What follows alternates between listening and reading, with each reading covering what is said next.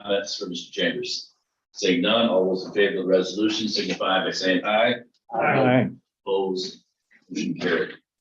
Don, I'd like, before we move on, in the news, it says that the nation has a 25-day or less supply of diesel. How are you supplied, and what type of allotment or inventory do we have? Usually if we're in like the middle of the winter, we have about a 2-week supply on diesel. With our new fuel systems that we're putting in, that should maybe put us to around 3 weeks. But that's, we both consume quite a bit of diesel because we sell to the village of Canton. The bus system runs on the county system. So it's more than just the users, the Canton Fire Department. So we have multiple users of on our system. So, but usually about 2 weeks if we're pushing really, really hard. That's the worst case scenario. So has it already been pre-ordered, or you're going out We went to out, spot state we bid? have it out to bid. The county bids their own fuel. And, we awarded that back in September, but usually the user. Like that. Well, We'll move on to solid waste, also with Mr. Chambers. The first resolution is modifying the 2022 budget for the solid waste department to rebuild the material handler at the Governor Transfer Station. Moved by Mr. Perkins, second by Ms. Curran. Mr. Chambers. yes, thank you. In recent years, we have replaced the material handler. It's the basically the crane or excavator type stationary piece of equipment that you see at our transfer station. We've replaced the one at Messina and at the Ogdenburg, Lisbon location. And the Governor location, the main frame of the crane has fractured. We've repaired that fracture temporarily, and however, it needs to be replaced. So we kept the old pieces of equipment for parts out of Messina and Ogdensburg. So the concept will be is to take those older pieces of equipment that were mothballed and repair those to replace the one in Governor, and then the one in Governor be taken out and again stored for future parts used for either for possibly replacing or repairing Star Lake location. Since parts again are such a long lead time, we'd like to transfer funds within the existing budget. There's a contingency account within the department budget. Move the funds into purchasing parts, get parts on the way so that we can repair the piece of equipment within the shop and then install these springs. Mr. Forsyth has a question or comment. Don, what's the cost of a new one? What do they cost? The last one I think was nearly $300,000. Okay, anyone else? All those in favor of the resolution signify by saying aye. Aye. Opposed, motion carried. Yeah. Next resolution is authorizing the chair to sign a memorandum of understanding with the Development Authority of North Country for equipment for the solid waste department. Moved by Mr. Lightfoot, second by Mr. Denisha. Mr. Chambers. Yes, thank you. I think as all you are aware, and the resolutions are referenced here in this resolution regarding the Ogdensburg location, building a recycling transfer station. Due to the fact that Dank will no longer be operating their recycling transfer station in Harrisville, New York by the end of the year. Dank has agreed to allow the county to take the equipment that has been utilized, most of the equipment that has been utilized for the operation of that location, to move that to our proposed location currently constructed. This would facilitate the agreement. Mr. Forsyth. Don, I was just there today. It looks, it looks good what they're doing so far. Are they going to utilize the same access, or are they going to do a different one? The access is going to go toward the old radio tower. Yeah. We're using the old, basically our employee large truck entrance in order to stop or help stack vehicles within the facility instead of outside on the roadside or in the lane. Sure. So we're trying to move some of the traffic off of the roadway into the facility, moving more stack and moving these scales from the tank location to this location, which will allow us not to have to split weigh our vehicles. We'll be able to pull a large truck on the scale. Sure. All at once. Okay, anyone else? Seeing none, all those in favor of the resolution signify by saying aye. Aye. Opposed, motion carried. Thank you. Mr. Chambers, next up, real property, we have Bruce Green. And the first resolution is modifying the 2022 budget for the real property office for essential printing, office supplies, and other fees and services. Moved by Mr. Burke, second by Perkins and Ms. Kerman. Green. This first resolution we have before you has to do with a budget modification within our own budget. Asking for $2,000 to be moved into central printing, office supplies, and other fees. We expect revenues to be more than we estimated. Tax maps and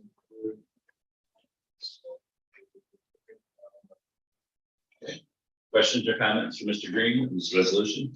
Seeing none, all those in favor signify by saying aye. Aye. Opposed, motion carried.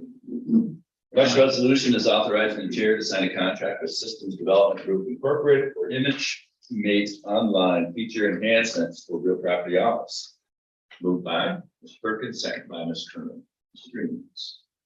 SDG is an outfit that we've done business with for over 21 years out of Utica. They supply a real property information online that's been a subscription-based system for all these years. And we are now asking to go with a kind of a two-tiered approach where part of this is will be a free system where people can just log on to the website and look that information over and find information that's on the current assessment roll through this SDG site. So part of it will be free. The other portion that's used would be more of a heavier user that's got full service supply information there, often used by appraisers, real estate agents, attorneys' offices. That would be a $350 a year, and that would allow this to be paid for through that. So we're asking for this contract of $2,600 for starting next year. Okay, Mr. Forsythe. Is this similar to tax lookup? Tax lookup is a little different because there you can look at the tax bills. And the description. Yeah. One of the second item I really forgot to describe, and that is kind of a new feature that's offered is tax bills can actually be on this site as well. So that's kind of someone wouldn't have to call our office or come into the town clerk's office or the school clerk's or school collector's office to get a reprint of a bill if they lost it or mislated. They can actually just go on the site for free and download those tax bills, and that's kind of a very handy.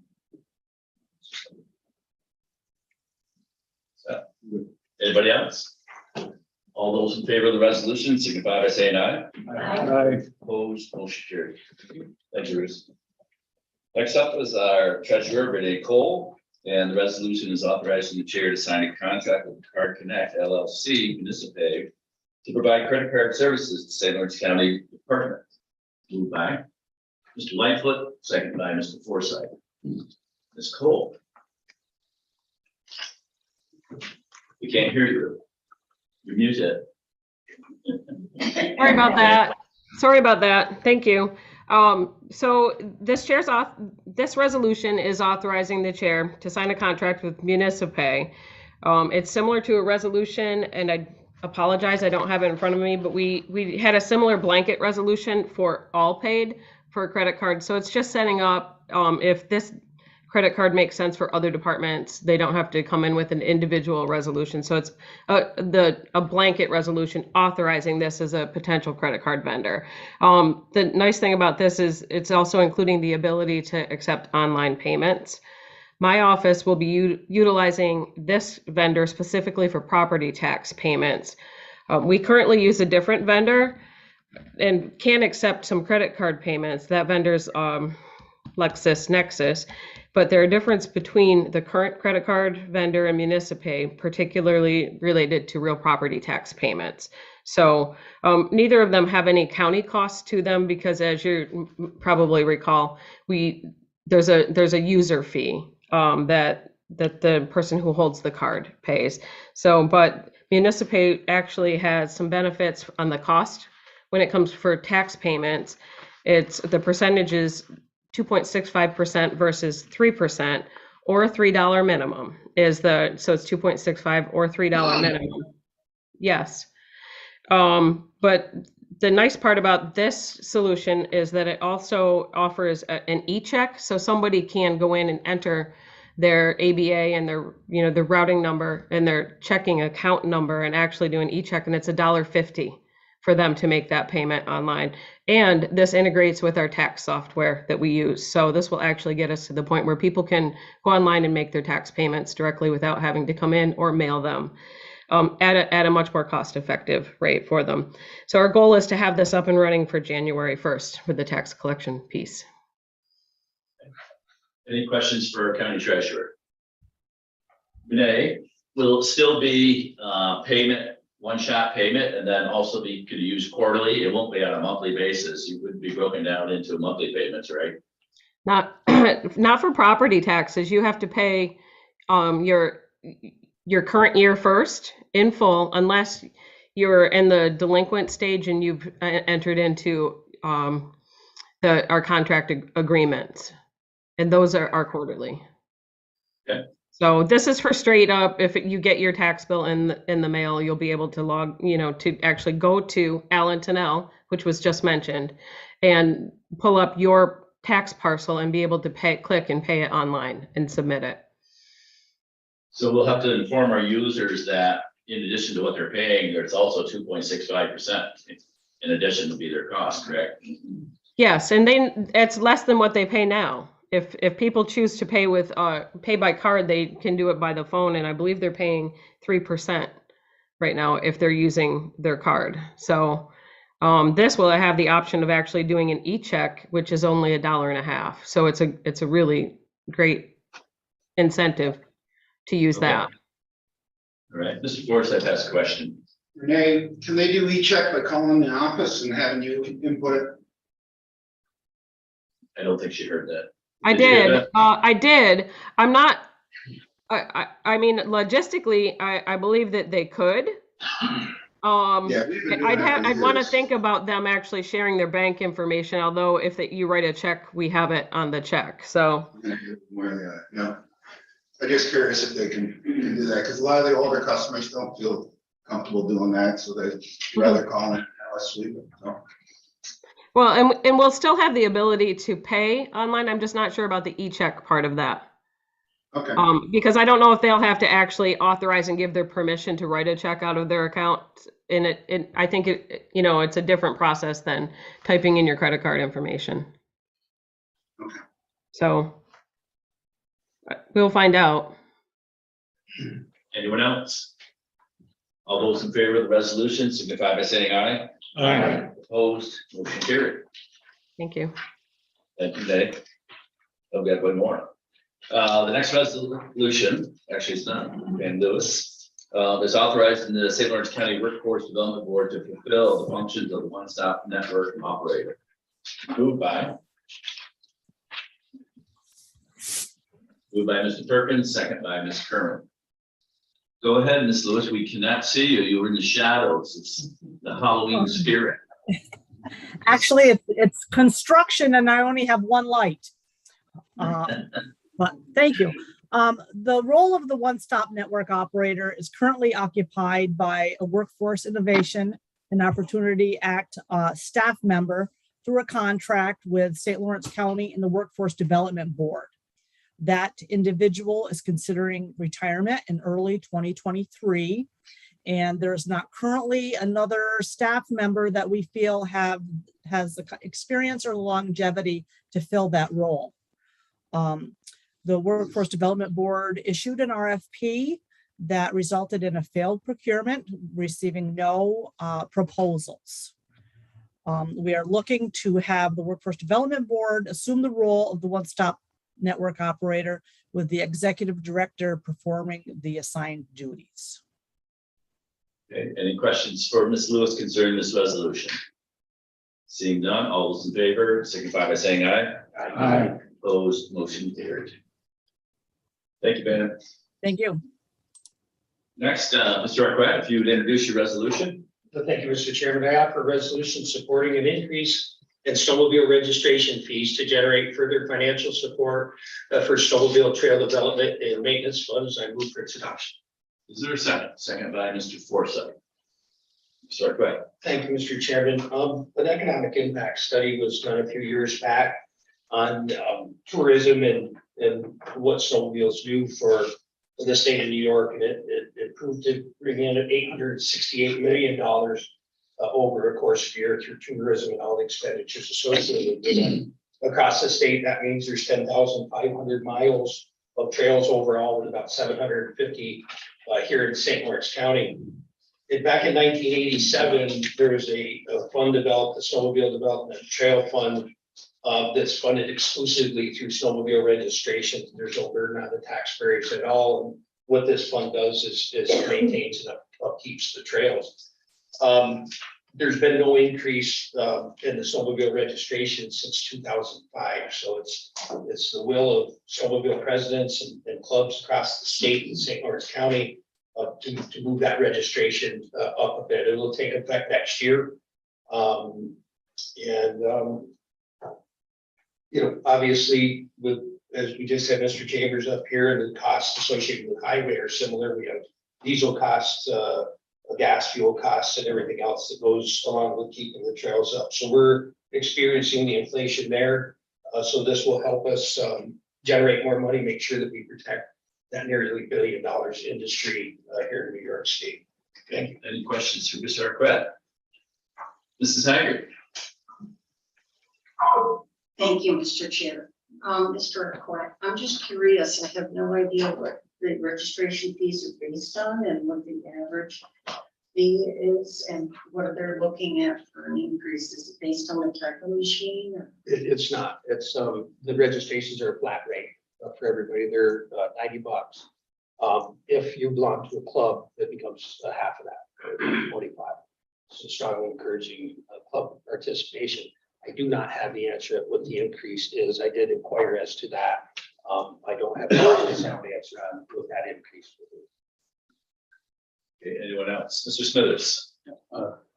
Tony, is it still restrictive on weight where you can only register a certain weight? No, Mr. Smithers, that's for the side-by-side of vehicles. This is exclusively for snowmobiles. Okay, right. Okay, so how much of an increase were you thinking of?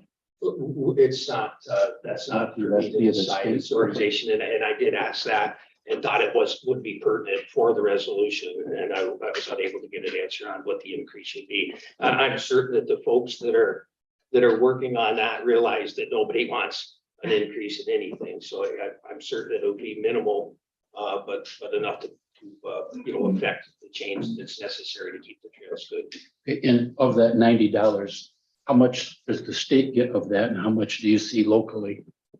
All of that money that goes from your registration goes to this fund. Any other questions for Mr. Arquette? And one, so go ahead, Mr. Ferguson. Thank you. I guess I'm having a little bit of trouble voting yes for this without knowing what the fee is. I'll probably vote no right now, but if at the full board, if it passes and it comes to the full board, you have a dollar amount, I would probably support it if it's reasonable. Anyone else? So this requires state legislation, Mr. Arquette? I do not know the answer to that, Kevin. I'll pursue that for the full board meeting as well as what the amount will be. Good question. So I see it's all sent to our representatives in Albany. That's why I'm wondering if it's, I mean, who imposes that? I'm guessing it's state works. Okay. So thus wanted to include their state representative. Anyone else? All those in favor of the resolution signify by saying aye. Aye. Opposed? No. Mr. Perkins. All right, so we'll move on to the vacancy review committee. Mrs. Doyle. There's one remaining position to be considered tonight, and I believe that's Mr. Kelly. Huh? Yes, thank you. This, motor equipment mechanic position was vacated due to a title within our organization. As you probably all know, the mechanic position maintains highway, solid waste, and all the other departments within the county's equipment. So certainly using a tenured mechanic at our operation. That shortage, but hoping to get approval move forward. Okay. Mr. Smithers. Don, do we have a full staff now? We do not. We have just promoted one of our mechanic helpers to another mechanic position vacated. And I don't anticipate, so we have a mechanic helper position that is open. We're down actually. Okay. Any other questions concerning this? Mr. Forsythe? Don, how does the wage stack up the market? Is that comparable with private sector? I would say for heavy equipment, it is well below Right. level. This does require a CDL. Okay. Mr. Reagan. Thank you, Mr. Chair. Don, how many vacancies do we have in the department as we enter the plowing season? We have the two mechanics and operator. Individual.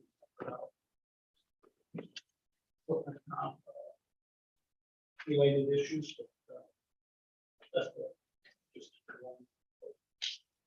So it's fair to say that in terms of being able to plow the roads this winter, we're in fairly decent shape.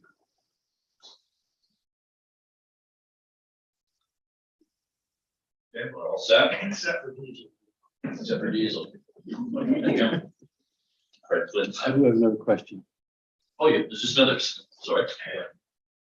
On the bill that was being discussed in Albany regarding road salt, do you have any update on where that stands? Has that been approved and passed? I think have not I was told heard that it was passed by the Senate, but by one chamber, but not the other, so that's I as far as I don't know. the status of that. I don't believe it's been signed. I believe that is on. We're gonna be seditious. We're gonna take it where we can get it as cheap as we can get it here. Okay, so let's move on to update on American Rescue Funds. Mrs. Doyle. So I believe the last time we spoke, we had 90% paid associated with the government fair and the work they completed that has now been fully paid out at $50,000. Cornell Department of Extension has their equipment installed and running.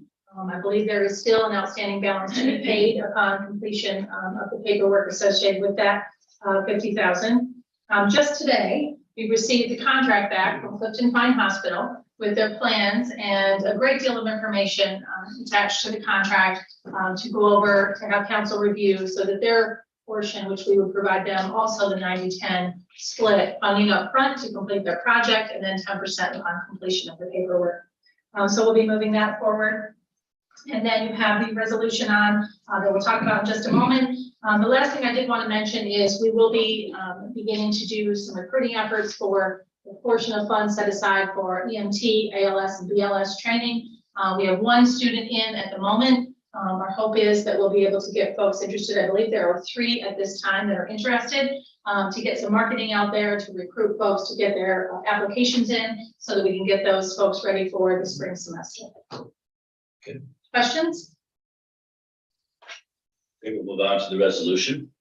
The resolution is authorizing the chair to sign a contract appropriating American Rescue Plan Act funds for the ballistic vest for probation officers in St. Louis County and modifying 22 budget for the county administrator's office. Moved by Mr. Forsyth, second by Mr. Fay. This resolution will provide previously approved funding, and it will also give us an opportunity to consider both the reappropriation of the balance. So you may recall the resolution, and I believe it's stated here in the whereas, 13,000 was appropriated upon the initial review and approval. They will only need 10,000 for this purchase. So we'll push the 3,000 back to the committee to be reappropriated for a different purpose. And this will give us an opportunity with a small amount of funds to work through that process, because we don't know yet all of the things that we put into motion, how successful they will be as we move through the process. So this will give us an opportunity to see that process amend, see that reappropriated, and hopefully get those funds into productive use as well. Is this going to be mandatory that they wear them when they're on duty? When they're in the field, not when they're in the office. Okay, I'm in the Yes, field on duty. Okay, thank you. Anyone else? All those in favor of the resolution signify by saying aye. Aye. Opposed, motion carried. We'll move on to the county administrator's report. Also, Mrs. Doyle. So the first, we can go ahead with the resolution, sir. Okay, let's do that. The first resolution is, and the only resolution is modifying the 2022 budget for the county administrator's office for computers for the Board of Legislators. Moved by Ms. Curran, second by Mr. Perkins. So one of the first things I recognize is how difficult it is to spend money on yourselves. Whether we're recaning the chairs that you sit in, or we're trying to address the aged room and have it so that the quality of sound and audio experience is a positive one, it's a difficult sell. So that is one of the reasons, in looking at technology, that we brought in some samples for you to take a look at the last few months. That gave you an opportunity, some of you took the time to take a look at them and share your insight with us. We also know that many of you have taken to going back to paper. Now, I, as much as anyone, like to make my notes as we have conversations and questions are asked.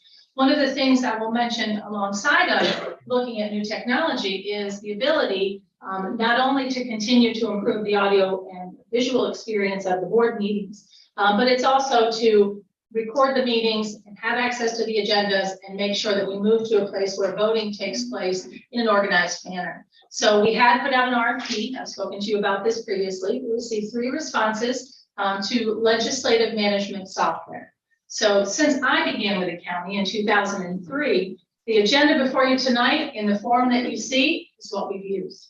And so we've taken the opportunity, both because there's so much more information put out and received by the board and required to make informed decisions, that we want to be more organized about it. And we want to give the public permanent access to those agendas, as well as the recordings and the minutes. So doing so, implementing software attached to technology will help not only more information come to you as a legislator, but we also recognize you communicate outside of these walls with your constituents. You seek information, you do research, and we want to make sure you have the tools to do that correctly.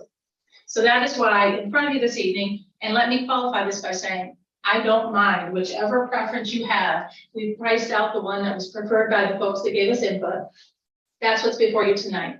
And to bring those in so that when a new board is seated in January, we have them here. We'd like to spend a lot more time than we did. We're good students of the experience we had when we implemented the iPads, and be able to give some training as folks are seated, and certainly many of you will return, to make sure this is a useful tool.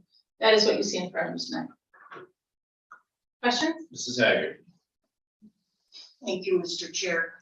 Mrs. Doyle, could you speak with a little more specificity about the software in terms of the camera being able to highlight somebody in the gallery as well as the voting? You just briefly talked about that. Sure. Because I So- think that's significant.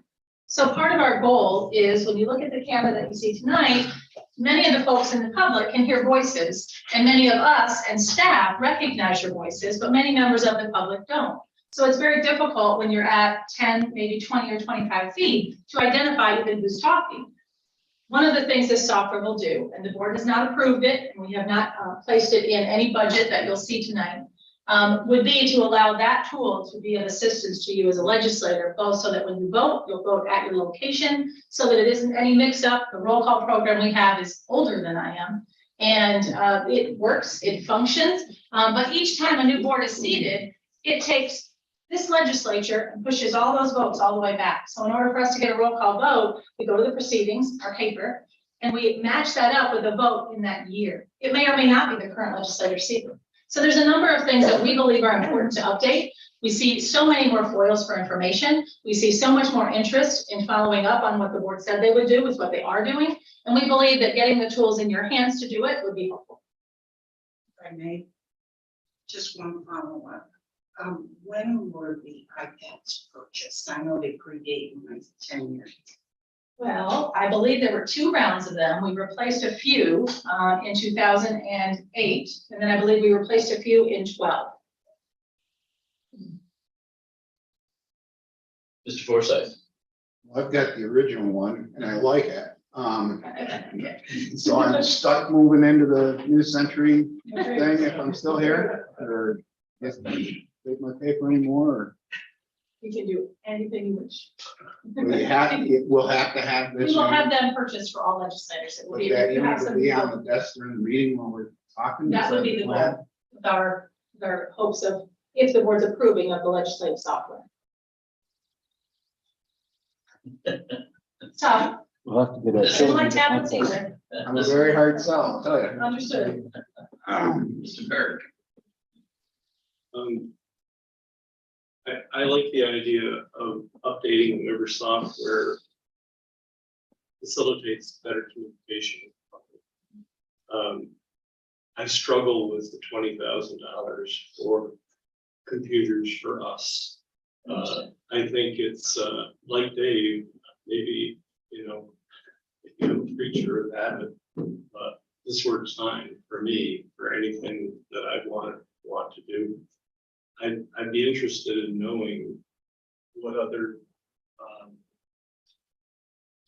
feature other legislators would like to see that this doesn't do. I just, again, 20,000, maybe it doesn't seem like a lot, but I think in this particular point in time, when struggling, I prefer to spend that money. But that's just one legislator. I wouldn't support it unless somebody has a compelling reason to say this isn't sufficient. Okay, anyone else? Well, I'm going out the door. I can tell you mine's dying. When I click the button, and I use it extensively, it's starting to catch. And so I know when they first came out, I think I didn't realize that you had them back in 2008. I thought it was like in 2012 or 11 or We did 12. sort of a second round. I just got the original iPod. Whenever they came out, I got the original one. It was someone's before mine. Oh, okay. So I mean, I resisted it also, but the amount of work that it saves for Kelly and the office staff when you send those out, and there's sometimes our board agendas are 40, 50 pages. I know I've got mine in front of me. This is a 30-pager. So it saves an extensive time. You used to have to get them in order, put them in your packet, mail them to us.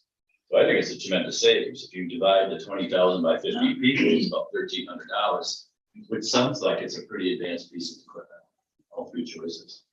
So I think it's actually a tax saving benefit. I understand where you're coming from, Mr. Burke. It is an expenditure, but I think it's well worthwhile in what we would save in the labor part of it.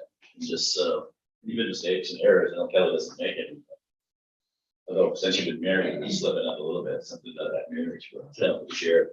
But I think it would be, it's worthwhile, and I think it'd be a good investment for our taxpayers. So I have to vote on it, right? Everybody else, any other comments? Mr. Perkins? I'm a little reluctant too. I have one of the older ones. It suits me fine. I was just wondering, is there a software you could get for new guys that would benefit everyone without having to do the extra expense? So the software that I was referencing does have an expense attached to it, and we did conduct a competitive process, and you will see that in the resolution.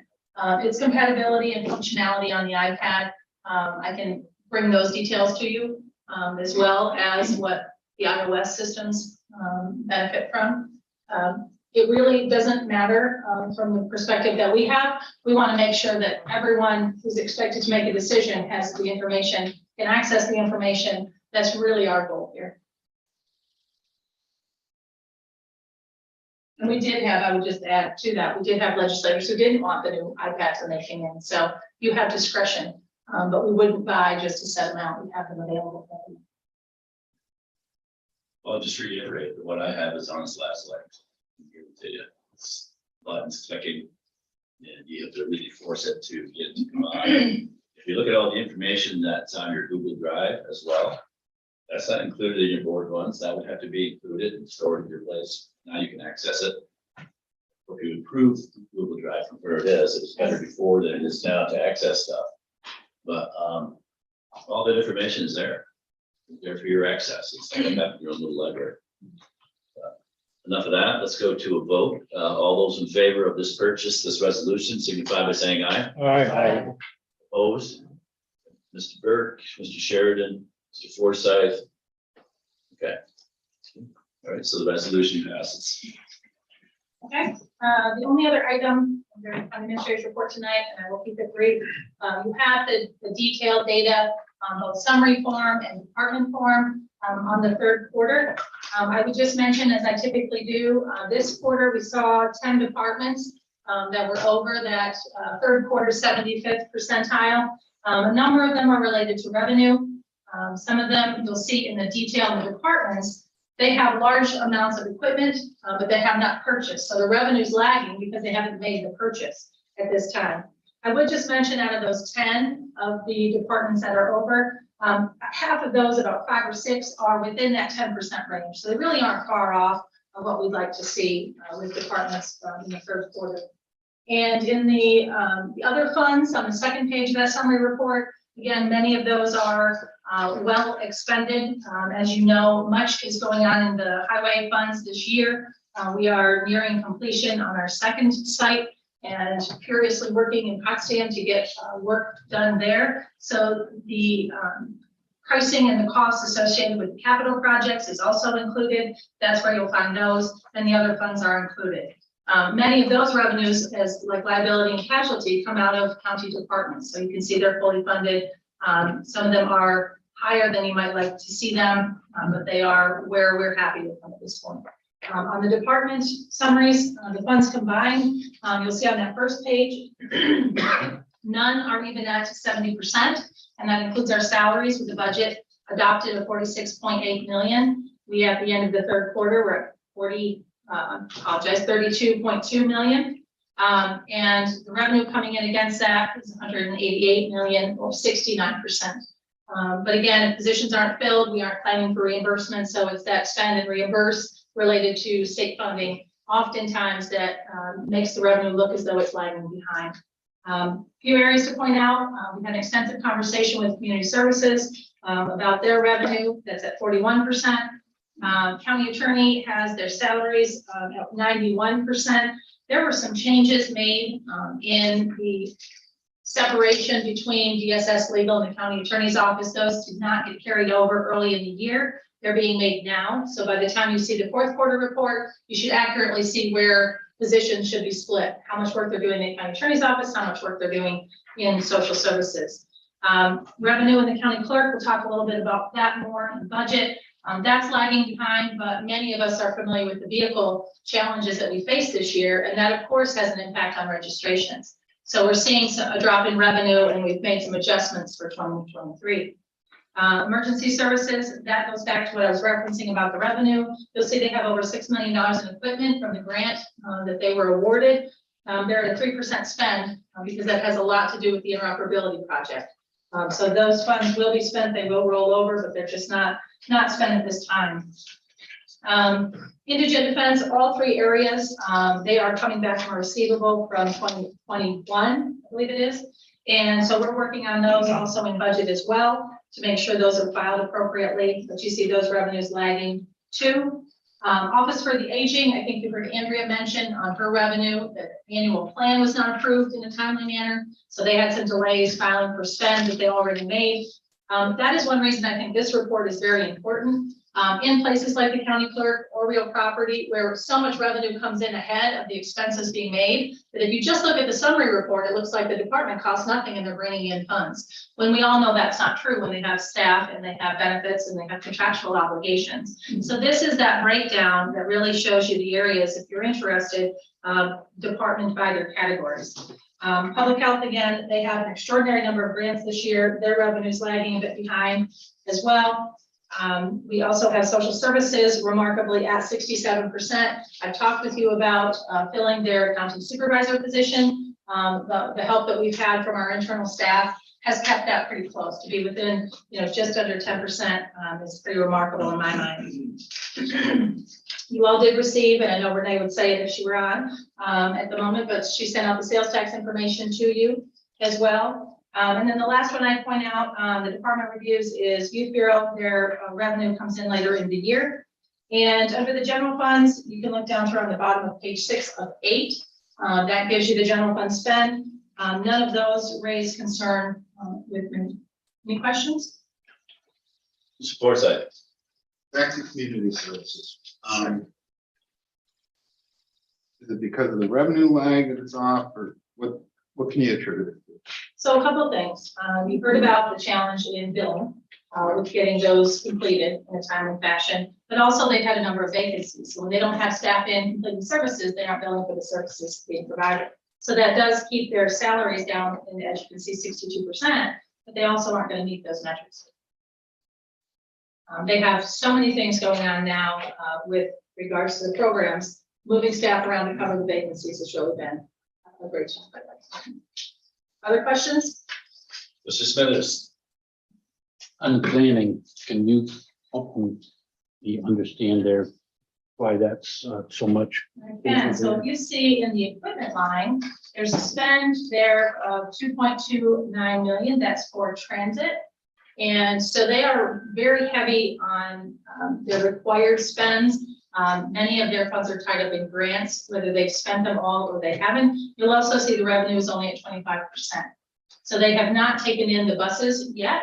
I believe there's an expectation in the next 30 to 45 days, but I'll confirm that for you. But if they caught up that spend, I think you would see that revenue come along as well.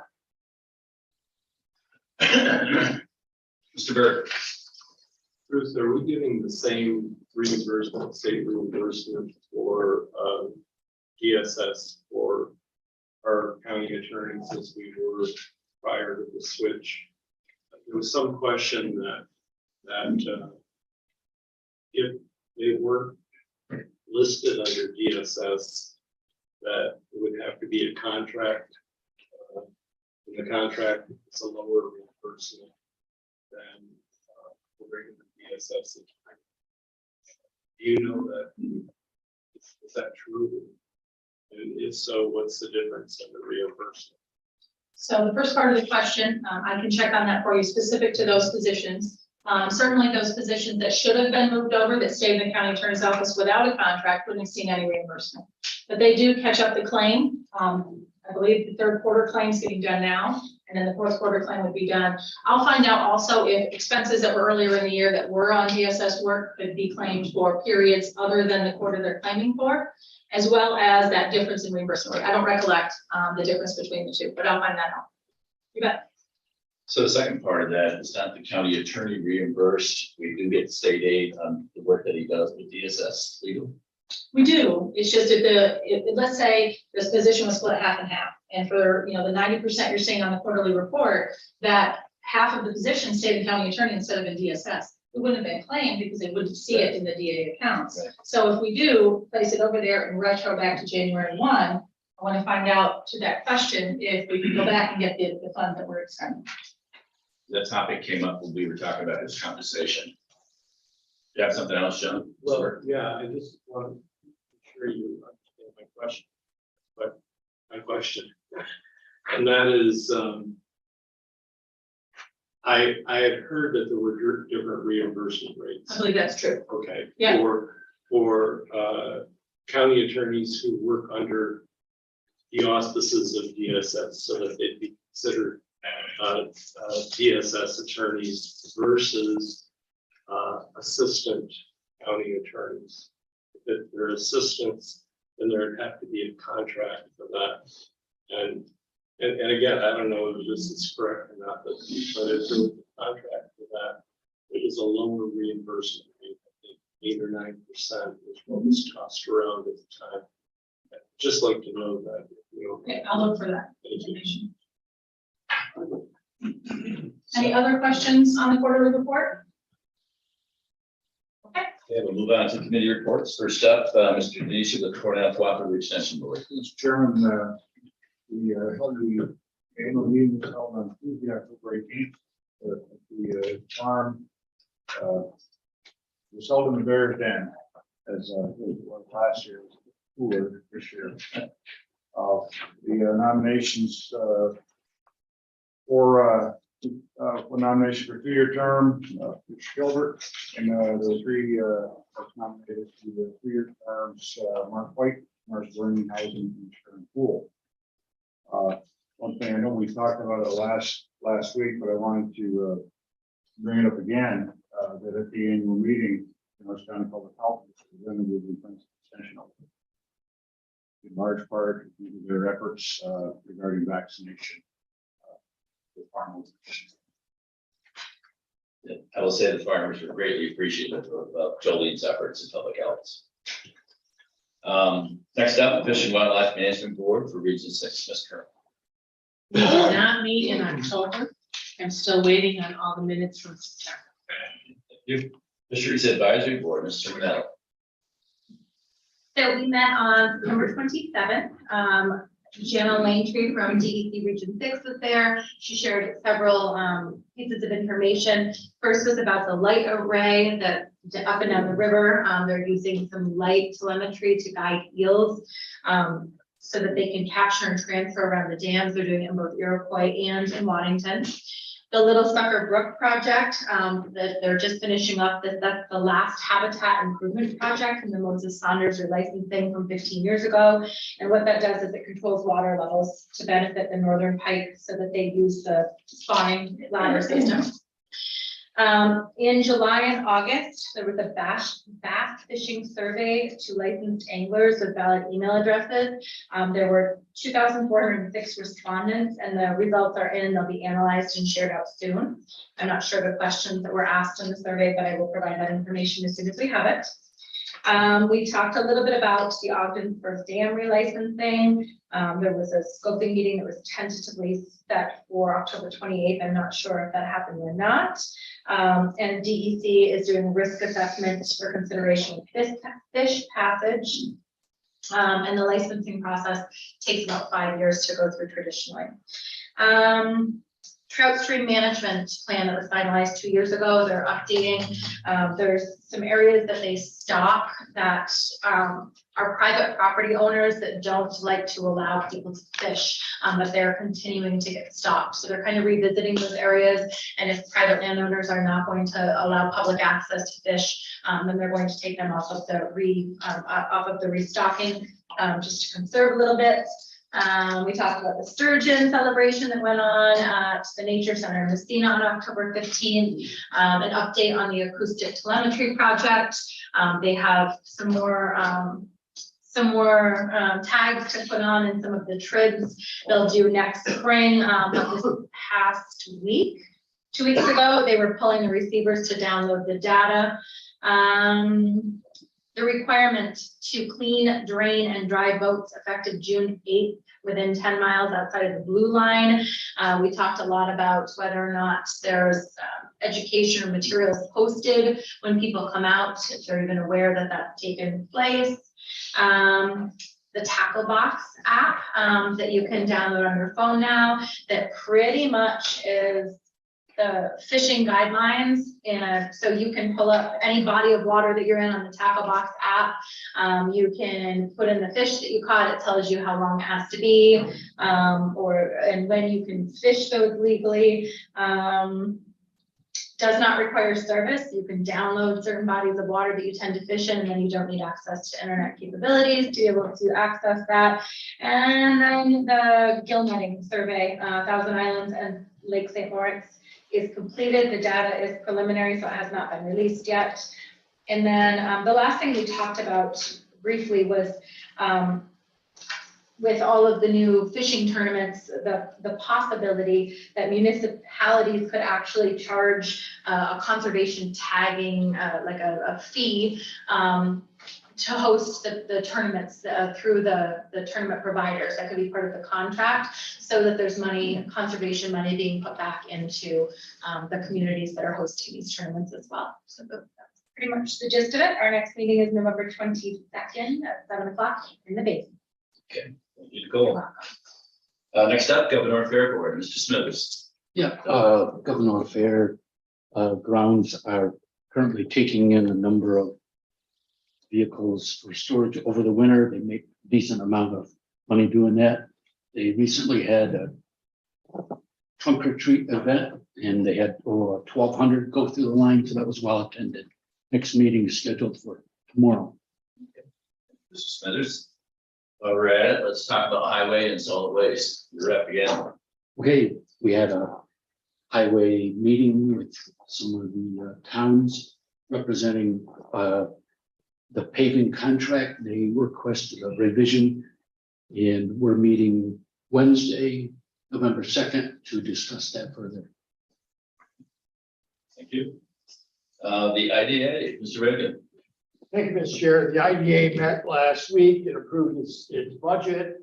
Everybody on the board will be receiving or may have already received a copy of their semi-annual report. I won't go into detail on that, but I would urge all of you to take a close look at not just all the different economic development projects and all the small businesses that were assisted by the IDA, but also the marketing efforts that the IDA has been running on an ongoing basis in order to try to bring in more business into the county. Keep in mind that it often takes several years from when a company first has any interest until anything actually happens. Corporations don't just pick up and move their operations into another place.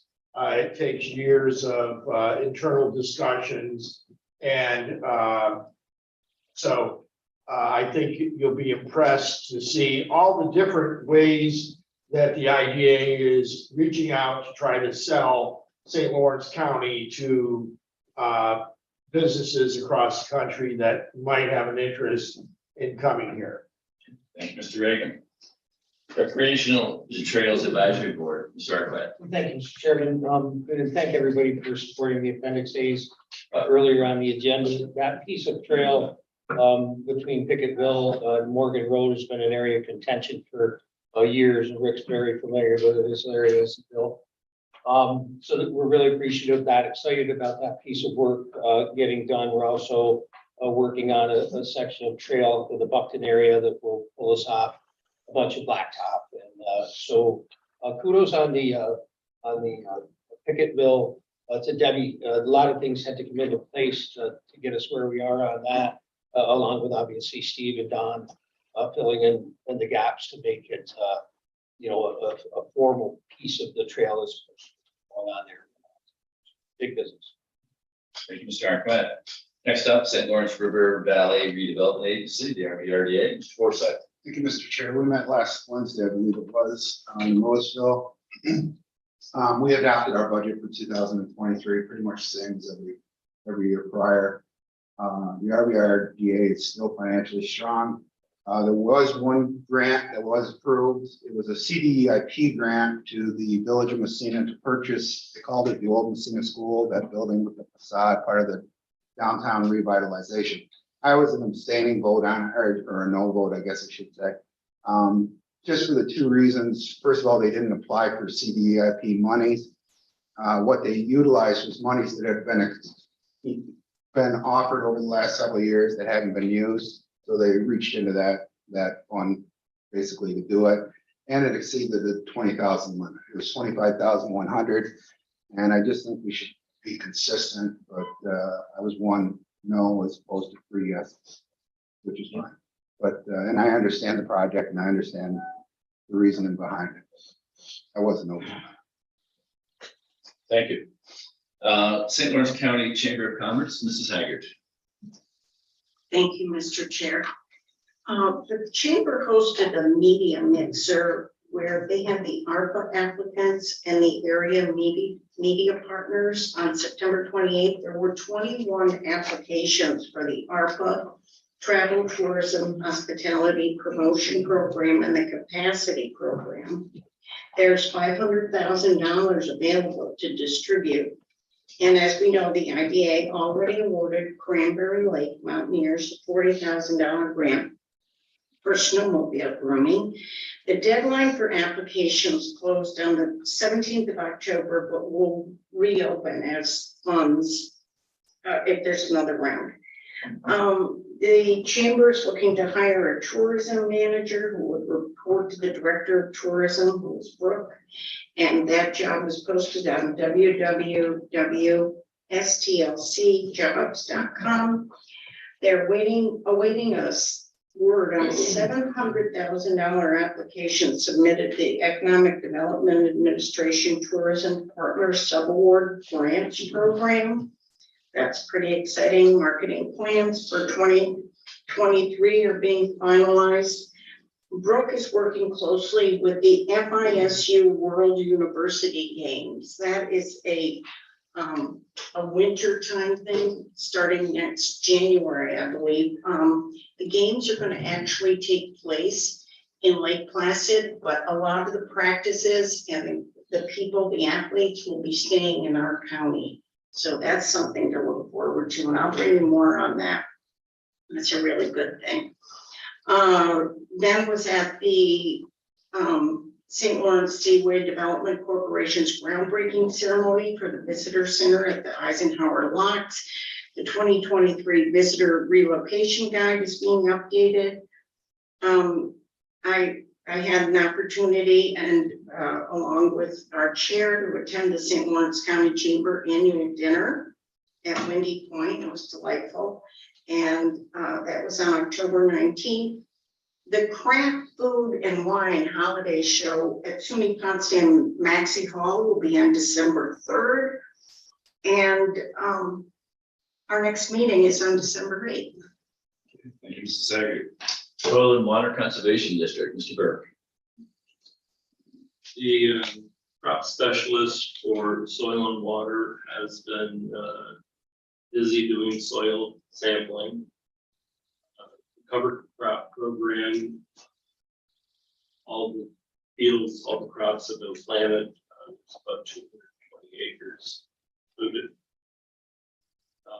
Aaron, the forester, has been marking the trees for the Emerald Ash Borer, and I believe that the bids will go out in 2 bids, and initially the first phase it'll be 2 bids, one for Morristown, Hammond, and the other one for Oswegatchie. And they did it that way so that the scope of work could be completed by the size contractors that are in this area. And I think that, Kevin, correct me if I'm wrong, but I believe that the hazard trees are not going to be included in that. It's going to be kept separate.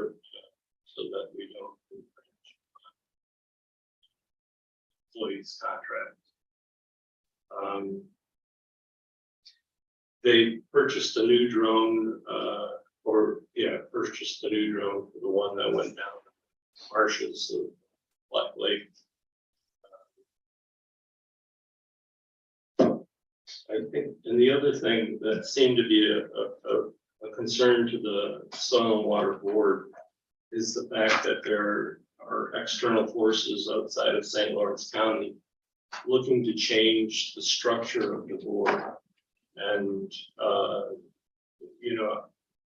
the board itself had some concerns about that. It's worked extremely well for a number of years, serving the residents of St. Lawrence County, and they are, I think it's safe to say they're concerned about whatever moves might be afoot to change that structure. That's pretty much it. Unless you have something. Just on the last point, John was talking about, it's an effort by, there's a group that's been meeting at Cornell, it's Cornell staff, administrators, cooperative extension, NOFA, which is the Association of Organic Farmers. And what they're actually advocating for is that the two legislators that are assigned, that these to the boards, the soil and water boards, would no longer would be open to the public.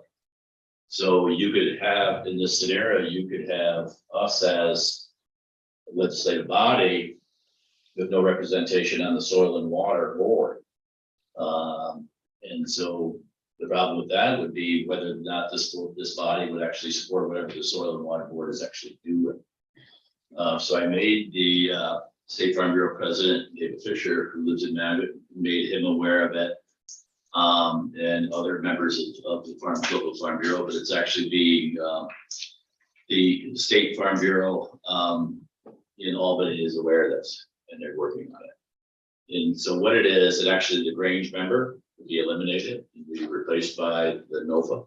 So it's and also the bigger thing is they would be, rather than St. Lawrence County, it would be by a water district. So our soil and water, the representation would be maybe not just St. Lawrence County. So it would be Franklin County, maybe Lewis County, and Jefferson County. So Black Lake runs into Jefferson County, right? And other bodies of the water. So it's a pretty significant attempt to change the direction of what soil and water has been doing, which soil and water has been very responsive to the needs of our farmers versus, like John mentioned the seeding, it's basically after the corn crop is on, we're putting ryegrass out. They're paying farmers to put ryegrass on, which is actually controlling erosion and actually putting nutrients back into the soil. And these type of, and then projects for animal waste, that type of stuff. They do a great job, helping the farmers. So it's something that we should be aware of in the future. I think the fact that the State Farm, New York Farm Bureau apparatus is on it is very helpful. But there's a movement by Cornell itself, is my own opinion, to suck up some of these state funds away from some of these soil and water districts to have a bigger role to play in what happens in New York State. It's a power grab, that's what it is.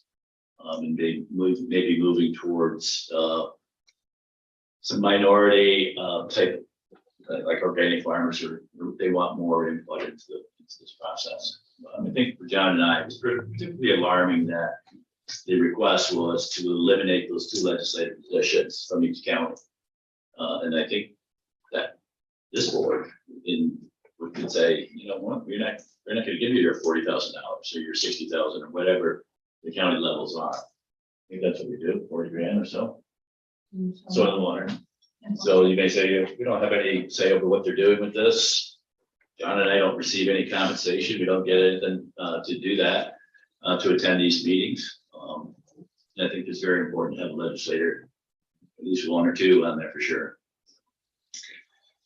All right, gosh, I almost went as long as Margaret Haggard. I'll turn this over to Margaret.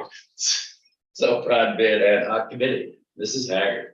And I get to go twice. You get to go twice. But in this case, if, with your permission, Mr. Chair, I'd like to defer to Mr. Fogner, our Director of Planning. He's far better versed. on Yeah, the he's known to be brief also. I think it's, come on up. And through. You want to sure conspiracy, there's something going on. Something going on. Thank you for the opportunity to give you a quick update on the broadband community.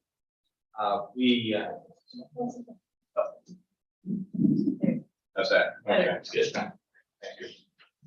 So we, since we last met, the committee and the subcommittee of the group has had numerous discussions with the internet service providers that are the main providers in St. Lawrence County. We talked about expansion opportunities and especially learn more about impediments to further build out, of which there are many. They have largely built out where it's been cost effective to operate. So that's really the challenge now, getting the last service areas. And so groups discussing different incentives to make that. Although broadband, it is a broadband committee, we're also looking at other options other than broadband.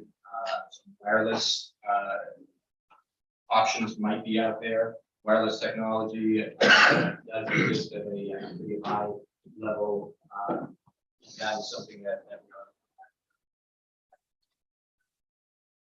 are. Development Authority, who has a broadband committee, they've been involved in this project NIPA, that is in a build out area, coverage down in that part of the county. You're all aware of the federal infrastructure bill. We've been watching closely the broadband component of that, and just a quick summary of what's in there. There's about $65 million in the broadband component of the infrastructure. And of course, the biggest allocation is about 43 billion. It's going to be going through the Broadband Equity Access and Development Program, or BEAD program. And that's where states, so New York State could actually be allocated funds from this $43 billion pot. That's still in its infancy, though. We don't know exactly how much the state will get, New York State will get, and exactly how those funds will flow. Most likely it'll go through the existing New York State Connect All program, but that's probably still a year away before we know exactly how those funds are going to come about. There are also programs that are funded through this infrastructure program, the Affordable Connectivity Program, or ACP. Some of you may be familiar with that. It's been heavily advertised. It provides a subsidy of up to $30 a month for income eligible families, and also a one-time $100 allocation for the purchase of a computer. Most ISPs in the county are the ones that we have been working with already provide that. So if one of your constituents says, "Hey, how do I get this program?" Or "How do I become eligible for the program?" They meet the income qualifications. They already are. They just need to contact their ISP and say, "Can you help me with the ACP allocation?" The other big component out of the infrastructure bill is the USDA broadband program. It's called Reconnect. The fourth round of that. St. Lawrence County did issue an RFP looking for internet service providers who are interested in working with the county and applying for the Reconnect funds for this build out. And Slip Network Solutions is preparing an application at present. If awarded, if the Reconnect application is awarded, then a resolution will be brought forward to the DOL for consideration to support this fiber build out, which would be for about 300 homes, and it would look for an allocation of about $170,000 from the ARPA funding that you have set aside. Just two last things. Middle mile, that's something that is also in this infrastructure bill. About $1 billion for that, and DANK again has applied for a middle mile build out areas in the county that there just isn't any fiber at all to That's middle mile, and then they're working with 3 ISPs to connect to the whole and through that improvement. I guess so. In summary, we're looking at as much funding as we can to do what we can to improve broadband. I hope that was brief enough. Mr. Lake, this question. How are the people that are chosen to participate in this program identified and selected? Which, the ACP program?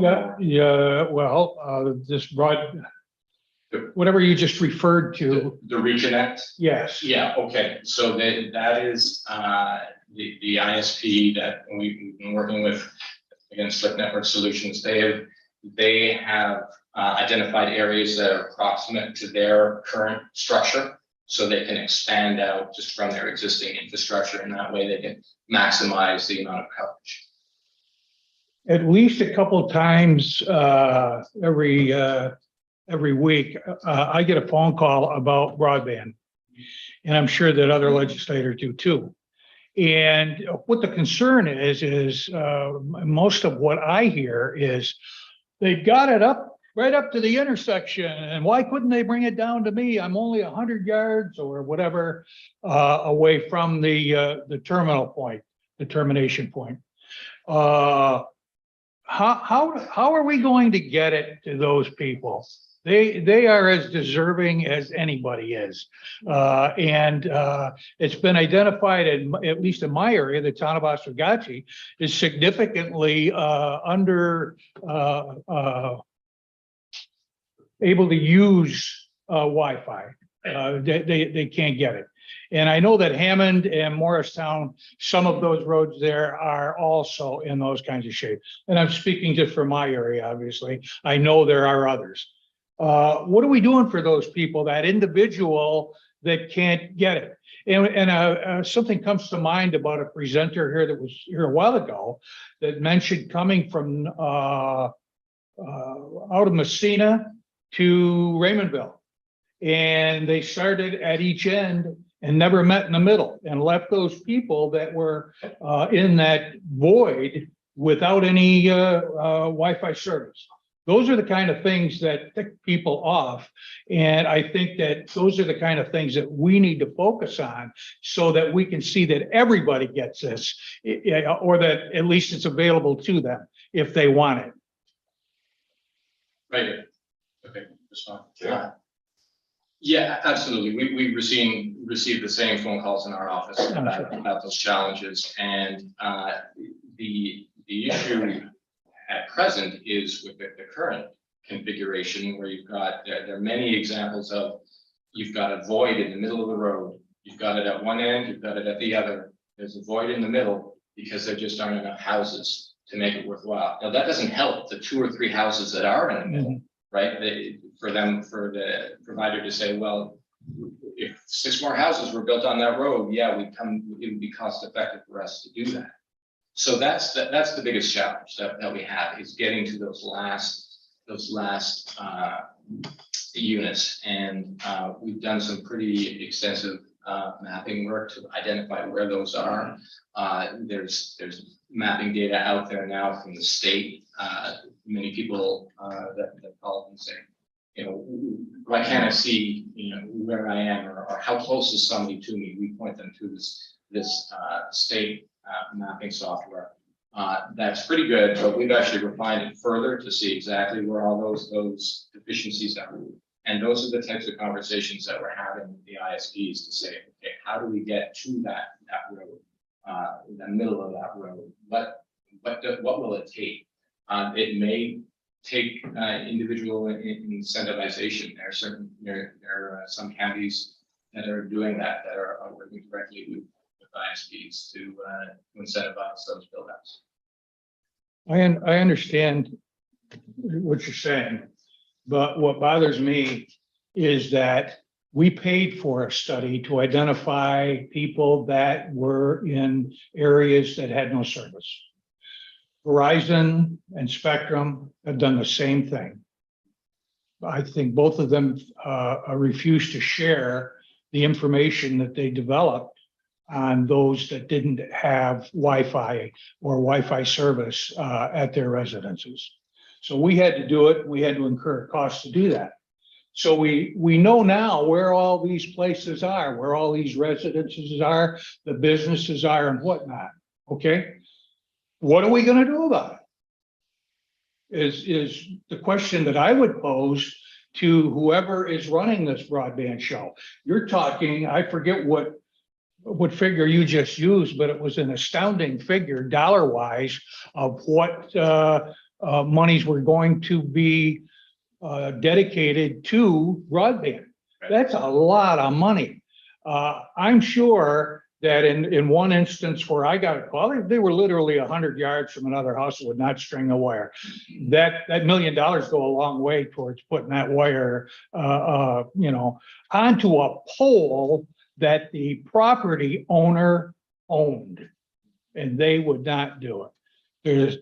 There's got to be a better way. And I think that if there is some way that you, in your participation in this, can bring that out in a strong way, we need some results.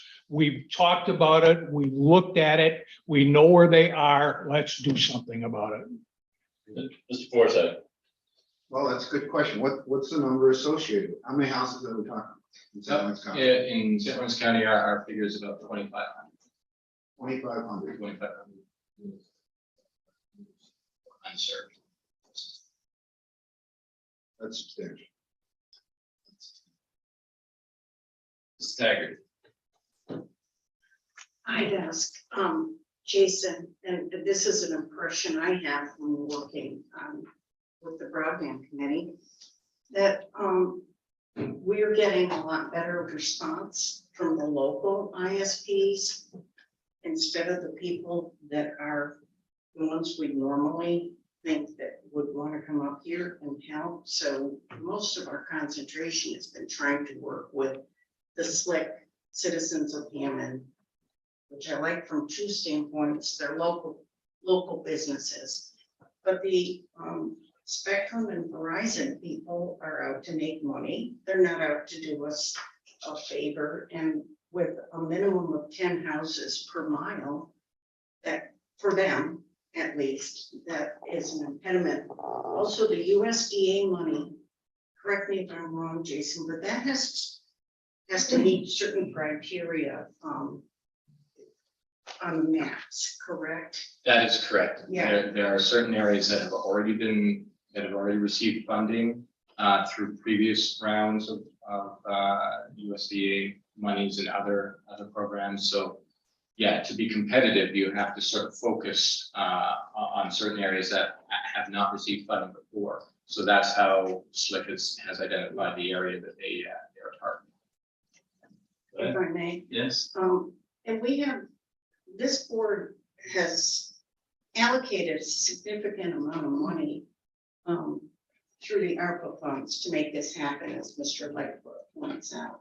At some point, I would think that the board, and I'm not making any assumptions, would support those people like he's talking about with some sort of subsidy like you were suggesting through the ARPA funds. That's how we're going to get it done. Mr. Burke. Jason or Margaret, do we know, I mean, Verizon was running fiber optic in the county. Correct, Fios, yes.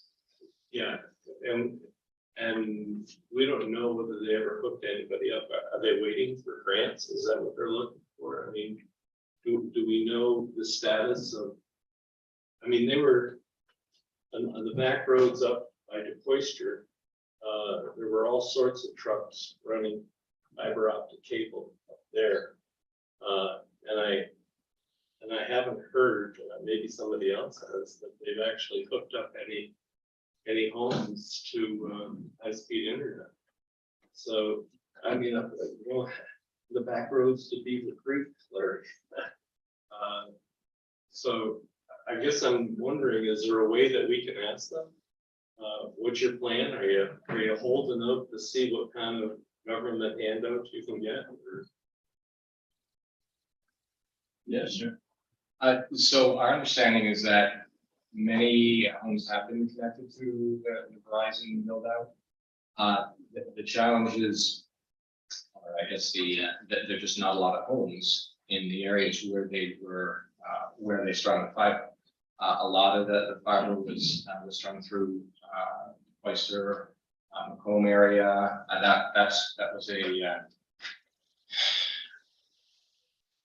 grant, I believe, that was funded several years ago that provided the funding to Verizon to do that build out. And they are, my understanding is that they are up and running and providing service in that area. It's just there are not a lot of people in that area. That there are, many of them are Amish. But they are. Every other, Mr. Perkins. I'm sorry.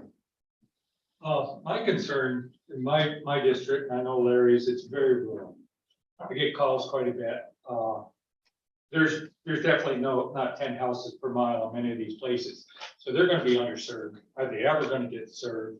I hate to see them be left out. I mean, they're just as deserving as anybody else. I know there's quite a cost. I don't know how we're gonna get it. I know Verizon is not maintaining their copper line anymore. You know, I've got many people up on the White Hill. The service is horrible, and they just tell them to get cell while there's no service. They won't fix the copper lines. What do we do with them? In emergency cases, that's one of my concerns. Many of them are elderly, and they need this. I really hate to see them get lost in the shuffle. Mr. Denisha. Thanks, Mr. Chairman. You know, as John alluded to, there were, a couple of years ago now, anyone that had a bucket truck, stringing fiber. A lot of it didn't go anywhere. Yeah, there was all kinds of money to pay people to run fiber, without being connected anywhere. And when Dave Wolf was here, from Dank, a couple of years ago, and we talked about this, last week when we met with Mark Hall and Alex Cannon as well. And I believe the number, when Dave Wolf spoke, was that they needed, the installer, the company provider, needed 10 houses per mile. Or excuse me, needed 4 houses per mile, in order to achieve a return on investment. Now, with the increased cost, that's up to 10 houses a mile, or 10 subscribers per mile. You know, there are, with the exception of you know, perhaps villages, there are very few towns that I'm aware of that have 10 houses per mile. Some of them you're lucky if you've got one per mile.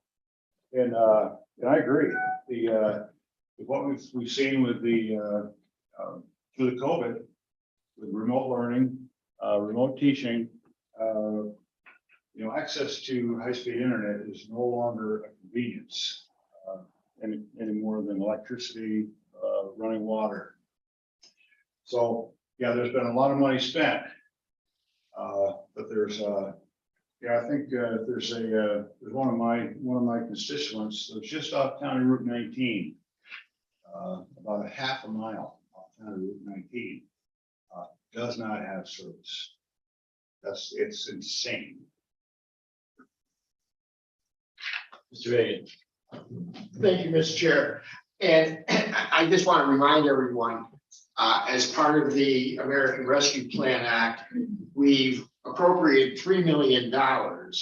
And the purpose of that $3 million is to use it for matching funds with the both state and federal funds that are now becoming, that we're waiting on to become available.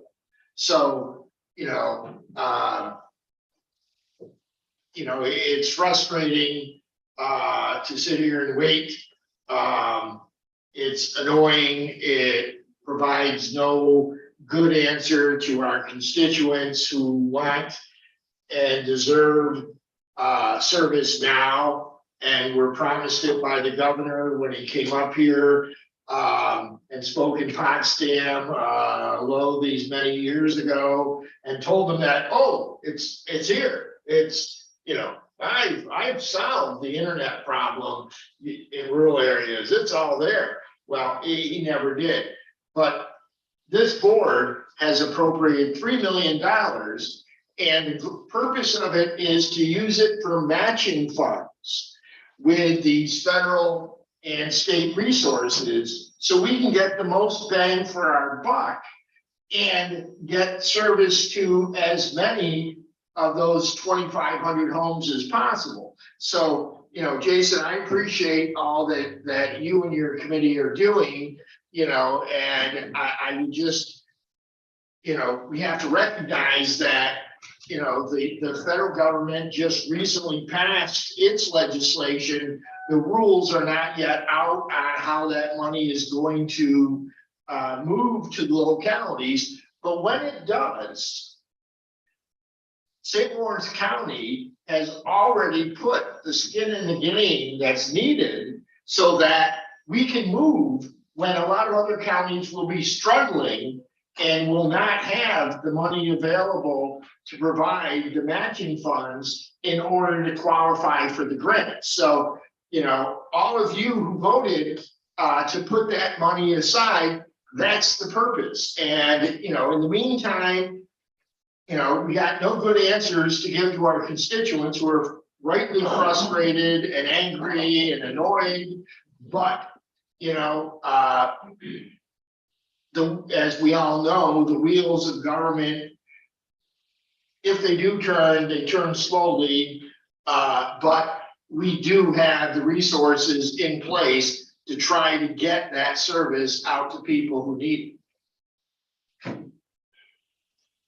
Mr. Eric, Thanks, Mr. Chairman, and I agree with what Jimmy just said, and I'm part of the ARPA committee as well. I think you may agree with me.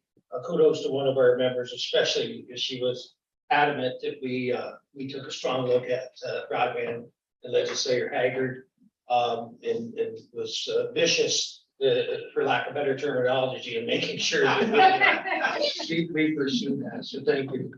Tony, I think that's the first time in their 8 years together, I agree with you, or 12 years, it's been 12 years, hasn't it? It's terminology. I also just wanted to thank Mr. Reagan for bringing that up, that this board has supported those efforts. And it is, the work group is working very, very hard from many, many different angles. But in the second round of funding that came through, we were willing, we knew that the ARPA funds were going to be appropriated. We asked the ISPs and they would not even, nobody would put an application and even offered it. So now that they're willing to listen and they're willing to consider that, we are making some efforts. And it'll be baby steps. You know, the work requires the internet service providers as much pressure as we put on them or as much cooperation as we extend to them. It's up to them to agree where they want to put their service in. And just to throw some ballpark figures out there, the estimation right now is for an ISP to build out their existing service is $40,000 per mile for build out to existing service. New service, there are 8 houses, 8 addresses that were provided new service. $500,000 is the cost that was. So, you know, this is, it seems like it should just be so easy to just run, but it takes a lot of, it's a lot of working parts that are working very hard to get the access to these underserved and no served areas. Sager. I want to thank Legislator Terminelli for pointing that out, but also Mr. Reagan. He's absolutely correct. This board has stepped up and has the money there. We need the money from the federal government, okay? But I can tell you, and I have great faith, that when the time comes, the broadband committee knows where to go. And we're prepared, and it's thanks to people like our planning department, DANG, the IDA, all of the people that know what they're doing and are ready to hit the ground running. Thank you, Mr. Reagan, for pointing that out. Okay. Mr. Dedation. Thank you, Mr. Chairman. And I just want to let everyone know that my comments not being critical of the planning department not being critical of the broadband committee. It's just a level of frustration, because I think as Jim pointed out, 2017, we were told we would, everyone in New York State will have access to high-speed broadband in 2020, no matter where you live. And here we are, 2022. So it's just a frustration. It's hard to believe, but you cannot believe politicians when they say something, Larry. Mr. Sheridan. Do we have a map that all the legislators look at in terms of where the trouble spots are in St. Louis County? Are like color coded, or whether red dots in neighborhoods or the smaller areas, Sure. the larger ones? And I haven't seen that map. And if you could send one to me, and if the rest of you haven't seen that map, I think we'd like to take a look at that. And it seems like we should start working toward the area that's the largest area that's not served. And then go after that first, once we start getting these funds that Jim's talking about coming in, matching funds. And the squeaky wheel gets the grease, so we do it systematically on some of the areas that it's hard for them to say that, well, we can't do this. They can't say it's hard to do it on all of the areas, but the ones that we can find that they should be able to do something with, those are the ones we should tackle first. And some have a systematic way of approaching this. So I would like to see a map, if you got one, and illustrates where we should start once we do get the funds in. Mr. Reagan. And I'll just be brief since I already spoke. I think we need to keep in mind that the 3 million that we set aside, with the number of households that we're talking about, that breaks down to $1,200 per household. And as Legislator Terminelli was saying just a minute ago, to reach some of these people is going to cost like $40,000. That's why we have to have the ISPs to access, to participate, to add some of their skin in the game, as well as the state and federal funds in order to get there. So it's not going to be systematic in the way that you and I think of, where we look at, this ought to be a simple thing. We got to get the ISPs have got to say, I can make money by going into these areas, and here's what I need in order to make that happen. Because I don't care who you're talking about, which company you're talking about, big or small, they're not in this because they're nice people. They're in this because they have investors and shareholders and owners, and it's got to make financial sense for them too. And as annoying as that is, but I think the important thing for us to keep our eye on the ball is that there's $3 million that we've set aside, which is given the tools and given the resources, so that when a lot of other counties around the state and around the nation will be struggling to figure out how to get into the game, we're ready to strike.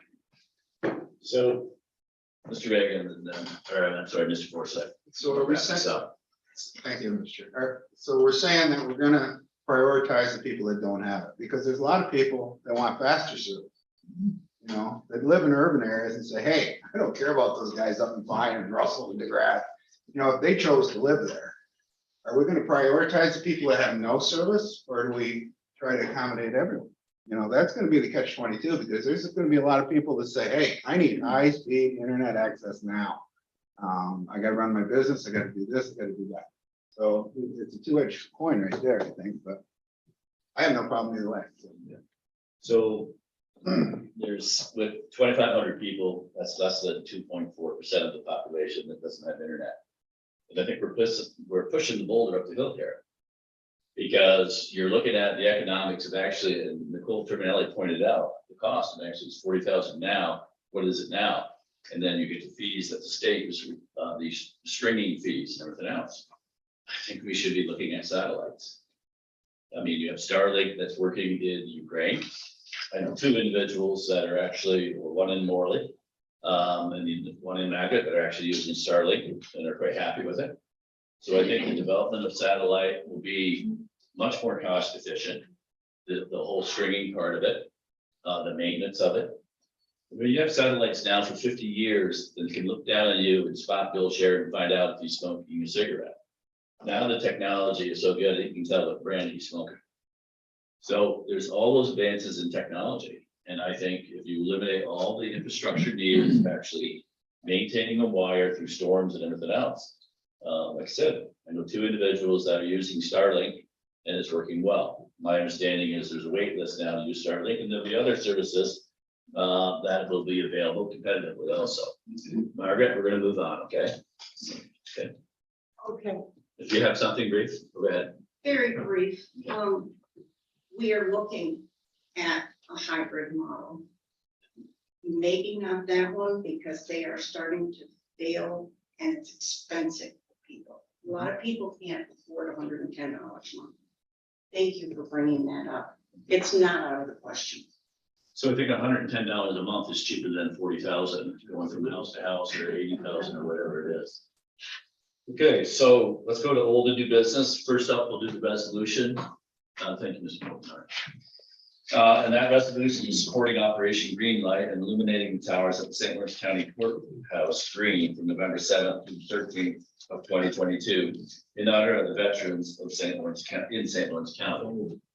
And I think everyone likes to be Mr. Lake, put your hand was up first. You are the first motion. Everyone else would like to second that? So this resolution comes to you for the second time. Last year was the first year we joined NACO and NISAC, our state and federal partners, in illuminating the courthouse here, but all across the state, sharing photographs of illuminating courthouse with respect and honor for the veterans and their service. Last year, you may also remember, we designated veterans parking at each of our locations as well. And this year, we're excited. Currently, the lights in the courthouse or the towers at night are blue and yellow, honoring the Ukraine. We're happy to move in November to honor our veterans. Okay, any other comments from anyone? All those in favor of the resolution, signify by saying aye. Aye. Opposed, motion carried. Is there any old news? Mr. Smithers? I think this qualifies as old business. We talked about, you mentioned the hazard trees that were discussed previously. And this is a contractual issue. Where are we at with that? Is this something that the Labor Management Committee is going to discuss, or is this kind of a dead issue? What's the negotiability in this? So there's a couple options I think that we have. Certainly labor management has always wanted to discuss these issues. I think we're looking at the component of work in the highway department, as well as the bids that the Soil and Water Conservation District are putting out. I believe they changed the language to reflect may include, not shall, to provide that space for the work that's completed at the highway department. It's certainly something we'll talk about in that avenue. Okay, old business again, Mr. Yeah, Arquette. very briefly, I spoke earlier when I talked about the flat rate for snowmobile registration currently. I said it was at 9, it's actually at 100 and 45. Okay. Any other old new business? Any new business? So seeing that, we'll move on to the 2023 tentative budget. I did request we take a short recess to Okay, prepare and everyone Great idea. specialize a little bit. Yeah, All thank right, you. well, we can be in 5. Right. Thank you.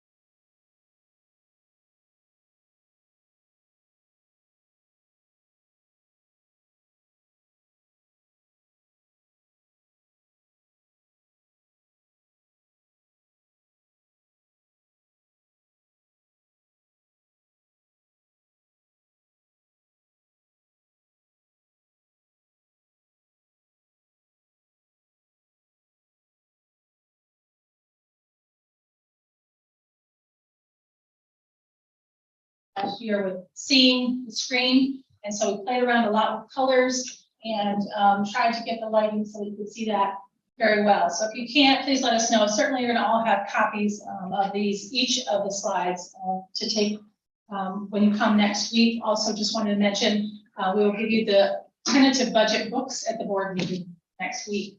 But certainly want to welcome you to this portion of the meeting, which I like to call good news, with some caution in the out years.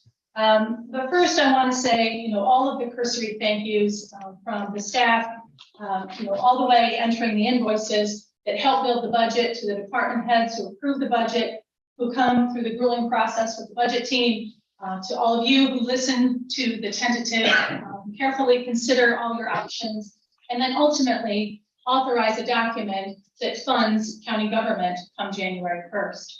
I am honored to present my 8th budget to you this year, and certainly the tentative budget, as our experience over the last 7 years anyway, has been an opportunity both to take a look at where we stand, gather what your interests are, where we're going, and then measure in that following summer with Renee and with our auditors how we did. Now, someone mentioned the apple. So you all have apples on your desk, and there's one here on the table for the chairman. It was shared with us that reported in one of our preceding books was a count on how many bushels of apples were eaten during the budget deliberations once upon a time. So there's more in the office if you're hungry, and I promise not to take a full bushel of your time. But I think it's important for us to learn from our history, to do our very best to be ready for the unpredictable future. That sounds easy, right? Anything about it. So here is a very long agenda that I promise won't take too long. There are 2 of the categories here that are 2 slides because I believe they're important to go over. First, we'll go over the approval process as we prepare. I'd like to refresh that. I'd like to make sure the public understands the process we take very seriously as we get this document ready. Our goals for 2023, they'll look similar, but yet a little bit different than 22. Our budget summary, a 5-year summary of our fund balances, lots of conversations about fund balances, so I want to make sure that's in front of you. The use of reserves, you've been very supportive of the reserves that we've created that are now at 5, and how we're going to utilize those in the 23 budget. Another topic of many conversations is our sales tax collections and the changes that we're looking at there. Some revenue adjustments that we're making. Give you an outline on the capital projects and our infrastructure, many of which you've approved in recent months as we've moved through the process. Where we stand with contingency, and as a portion of contingency, our capital reserve allocations. And then your favorite slide every year, which is the proposed true value tax rate and the levy for 23. I also want to take just a moment and emphasize the importance of our county workforce and the benefits we provide to them, as well as look at the impact of all of this, which is the impact on our homeowners in St. Louis County. Optional, as I provide you every year, are 2 things: a tax cap investment. I never go all the way to the cap. I have my marching orders, cautioned by the chair of finance, but I always bring it to you because it remains your option, not mine. And then finally, I spoke to you last week about the 2 options you have relative to the review schedule. So we'll go over those as well. So let me begin with this whole process that we undertake.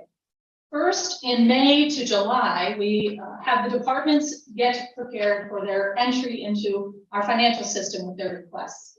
So this begins with payroll in May, entering in everything they have based upon our personnel options and our benefits. And then departments start taking a look at where they're going to be the open budget in July.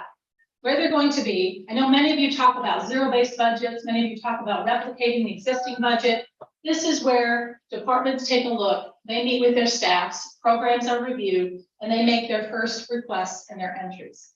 We close entry toward the end of July, and in earnest, August and September are spent with the budget team at level 2. So it corresponds nicely for any of you who spend time in Munis. Literally level 1 closes and level 2 is restricted just to budget team entry. So we evaluate those requests and we make adjustments to coordinate with our budgetary goals for the year. And once all of those are complete and we're preparing the documentation that you'll soon see as a tentative budget, we roll to level 3. Now, level 3 will remain until the board makes any determination or changes that they would like as you prepare for the public hearing and adoption process that will take place later in November. And then once approved by the board in its final iteration, if there's not a final iteration before December 20th, the iteration that stands is adopted and it's rolled in January for use by county departments. Next slide. These goals may look familiar. I introduced them to you last year, and we spent the majority of this year and some of 2021 trying to refocus and begin to emerge with life after the pandemic. This year, we've spent time figuring out what service levels look like and where we may get under-resourced to adequately provide service. So that's why I take a look at the second option. I consider that we've refocused. Things have changed since the last time I presented to you in a mask. I'll never take for granted presenting to you without a mask again. And looking to 2023 for the reinvestment in county government. And then with the new board coming in, getting their bearings, learning the budget, understanding the process, we'll look to redefine what it is, services that are provided in 24. And we don't have to wait for 24, but certainly that's the goal. And we take all of these each month and we'll take a look at how these are performing. Reinvesting, as you know, has already begun. We're on the second of 3 completed highway outposts. Solid Waste will undertake a recycling project you just approved. Social Services has now branched into an office in Ogdensburg and will soon locate in Messina. And we're planning work that is detailed in a few slides for 23. Next slide. So here is your adopted 22 budget with what I'm proposing for 2023. There will be an increase from $260 million in appropriations to $273.7, or a 5% increase in appropriations. The revenue to match comes up just ahead of that at 5.7, from 210 million up to 221.9. County cost was offset by some applied fund balance, which I'll go over with you later. If you recall, we started using highway fund balance in 2020 to offset some of the work that they were undertaking. Last year, or this year, we appropriated $250,000, and for next year, I'm proposing $601,000, be appropriated from 2 fund balances and 1 reserve. Offset the cost of St. Lawrence County government. That brings you to an overall county cost increase of 2.8%. Leave that slide for a moment.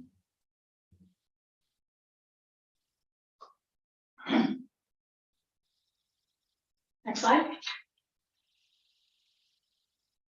So the first topic of many conversations is the fund balances. We have dramatically improved since 2016. You can see the general fund has improved, but in that general fund, you've also provided for those 5 reserves I mentioned a bit ago. In capital, under that 45 million is 5 million dedicated for your capital reserve. The employee benefits liability reserve is now at 2 million. The self-insured is now at 3.5 million. The annual appropriations contributing in the recommendation I make to you in June. This year, you've also created 2 additional reserves, you may recall. The Sheriff's Vehicle Reserve, which is now at 200,000, as well as the Blighted Properties Reserve, which is also at 200,000. So 10.9 of that 45 has been set aside in separate areas for specific purposes. You also see the road fund and road machinery. They've dropped precipitously based upon our use of those funds to build our new facilities. When we came in, we proposed utilizing fund balance for 1 of our facilities and financing 2. We were fortunate and our position was improved enough that we could bring you a recommendation actually to only finance 1 of those and pay for 2 with our reserves. So you can see they've seen a dramatic decrease, but in that way, we also have the finance, nor will we pay interest.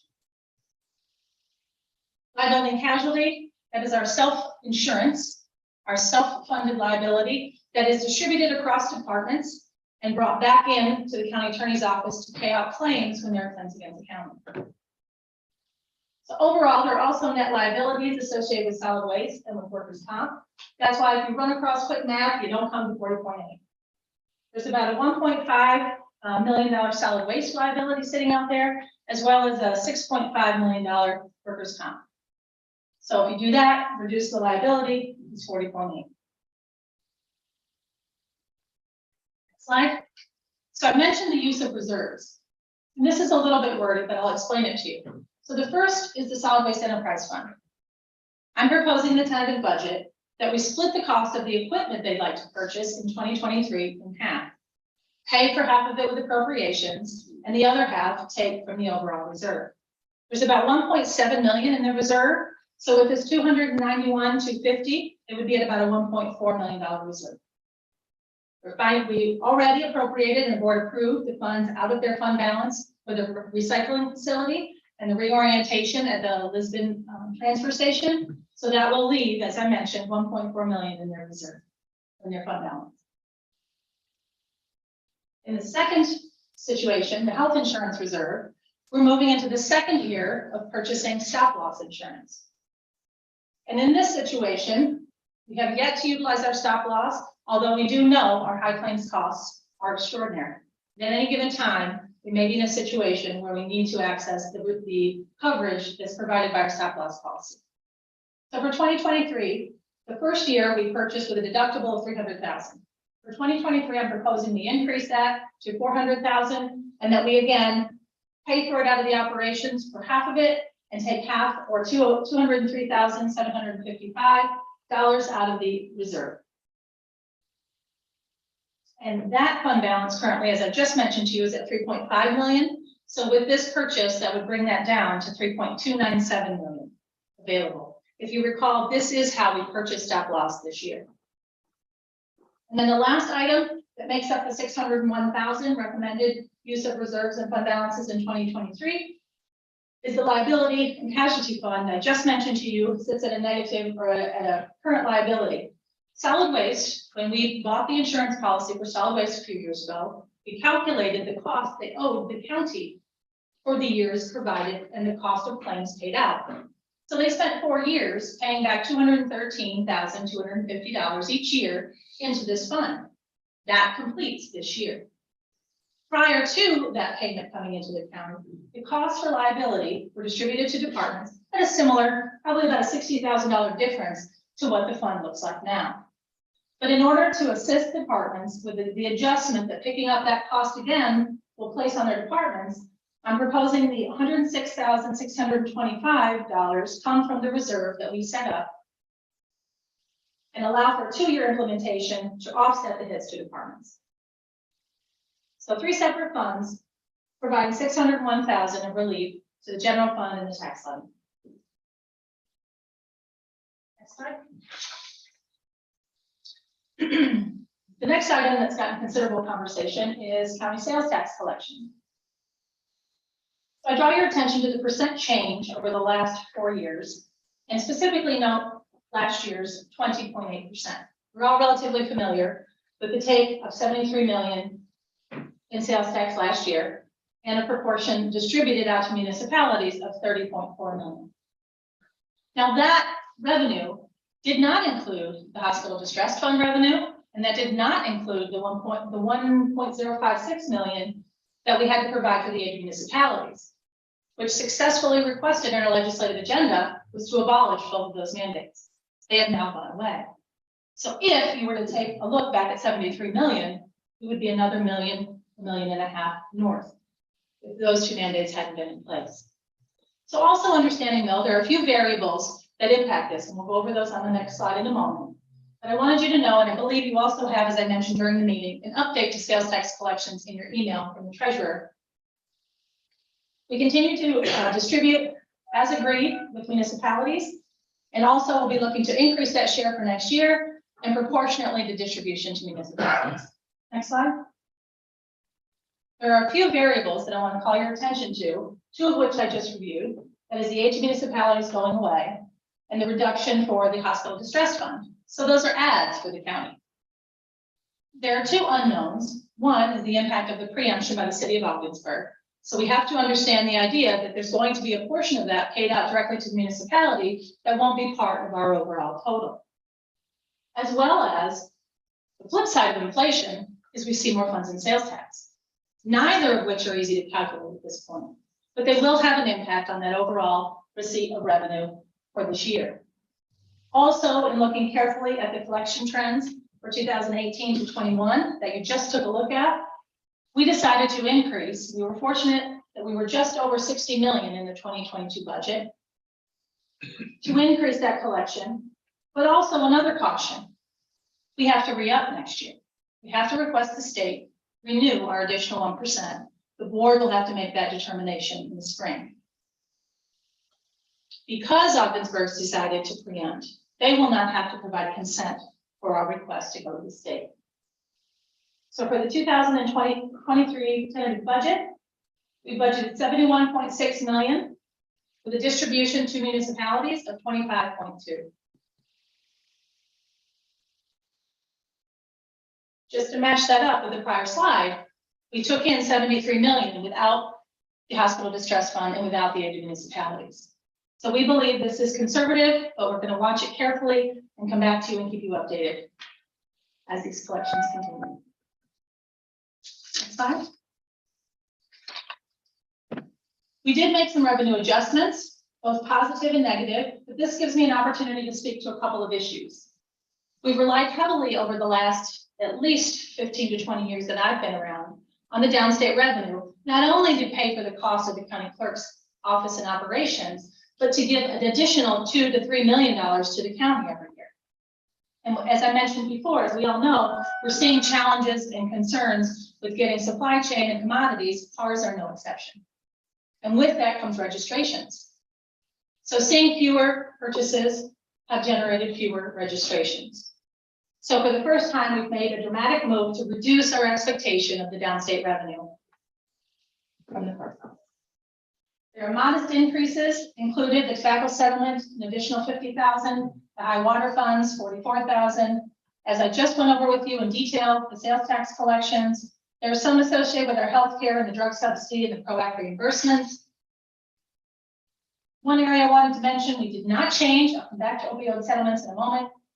Tribal state compact funds, we have not received any since the fourth quarter of 2019. And it is not because we haven't been asking, but our hope is we'll see those soon. However, we continue to budget at the same rate, as well as a distribution to the towns of Brazier and Messina, with the expectation that we have an agreement in place. There is an obligation that exists, so the budget should stand. And lastly, I'll just mention, there have been funds received, not all of the funds received that have been authorized for the opioid settlements, but I have chosen to bring in $146,000 attached to the opioid settlements to offset the cost of the MAP program. And we'll go into that in great detail in the sheriff's review, whether you choose to do that individually or during the jurisdictional committee review. That brings, along with two other sources of revenue from community services, that brings the cost of the MAP program for 2023 to $100,000. There's additional funds I'll go over in contingency because it's unknown. We just started the program October 7th. We continue to grow. I'm sharing those numbers with you each week that I get them so that you can see the population is growing. We've set money aside, but we've also created a budget and funded the MAP program. Next slide. On to capital projects. So this is part of that reinvesting. It's very exciting because for many years we haven't been able to do very much at all. So if there's some projects in progress, we've talked about them already. The highway outposts are moving along very nicely and under budget, I'll also mention. The courthouse project, I'm not sure if you came in at a time of day where you could see that some of the painting has already taken place and some of the washing of the stone is occurring. We're very excited to see that side of the courthouse lit back up and to be taken care of. The old jail roof, the RFPs already have come back. There's some concerns again around commodity and being able to secure materials that we may need to elongate the timeline associated with completing that project. But we did have 3 bidders and we are excited to get that done. Also, as a part of the public safety complex renovations, we have a very modest amount of hazardous materials in that building. You may remember some 10 to 12 years ago, we did a hazardous material study at the old jail. We'd like to have the removal take place simultaneously. Technology upgrades, you'll see some of those funds set aside in contingency. We're going to be doing some major overhaul to our email servers and moving across to a new platform. Also, many of you are working on the EMS operability and radio project.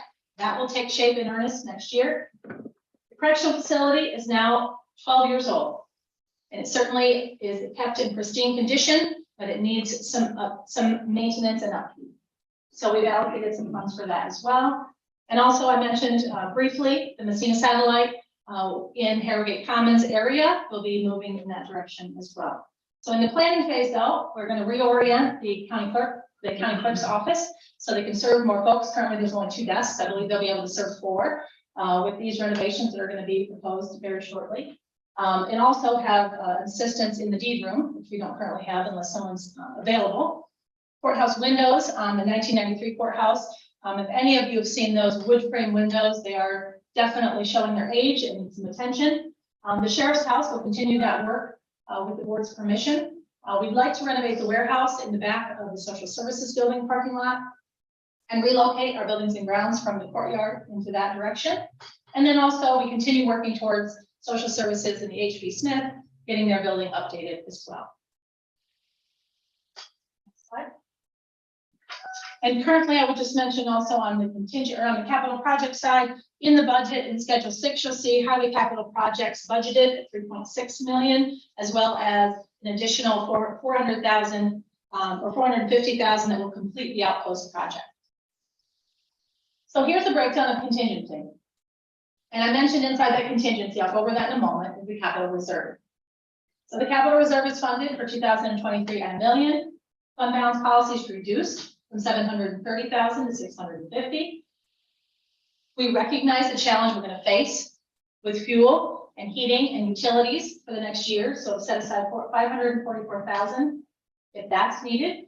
The overtime, I continue the 75-25 split, which is a source of frustration. However, it's made for some great conversation so that the board is kept aware of what's happening in departments.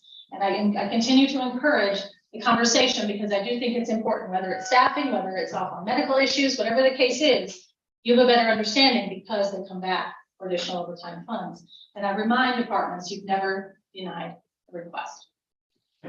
Compensation in the MAP program, I mentioned before, there's 500 there and 550 for the MAP program. And we'll go through all of these, whether you do department reviews or in the jurisdictional committee in more detail. 2 annual allocations that we make that have kept flat, the buyback benefit for vacation and the healthcare buyout benefit as well. We don't have department's budget for that because we aren't always sure who's going to. We maintain funds here for that purpose. And for the first time, untargeted exceeds $1 million set aside, or 0.04 of the budget. Typically, we're about 500,000. I think this year I'm at 750, but there are so many unknowns moving throughout this budget that we believe 1.2 million is necessary for a total of 4.9 for 2023. So the 14-year average, which I track very carefully of contingency, because you also remember that that's where we place funds when we don't have contracts settled, is 3.5 million. So it kind of can give you a gauge of what this looks like. So in that capital reserve, there's the breakdown of the items that are set aside for next year. Because we believe the hazard tree conversation is very important and needs to continue and has never been funded, I'm setting aside 200,000 for that purpose, which is what we're contributing out of ARPA funds this year. We believe it's necessary to continue forward with that, as I think was mentioned, only completes about 2 towns. You know, we have 32. Microsoft upgrade, the licensing, the exchange, all of those are funded to take place in 23, necessary for the work that we do. The VCSO, the IT security component, that is certainly very important as well. As I mentioned, the correctional facility maintenance, funding that. We have 3 departments in the Human Services Center that we have replaced the carpet. Department of Motor Vehicles, Community Services, and very soon we'll be fostering futures or Jefferson County Children's Home space. We would like to complete the rest of that. That building opened in 2001 and the carpets had never been replaced. So we're doing half this year, the other half were cleaned. And then next year, we'd like to complete the project so that all the carpet is new within about a year of itself.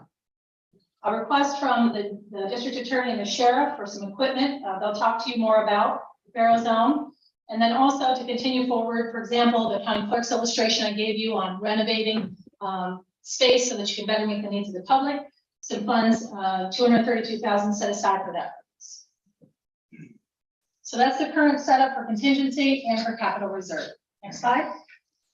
I think this is a very telling slide, and I think it demonstrates that we've taken the task, and I've taken the task very seriously, of maintaining a tax levy that's very stable and predictable. So the red bar identifies the cost of appropriations. Now, within reason, I would agree with you that we can control that.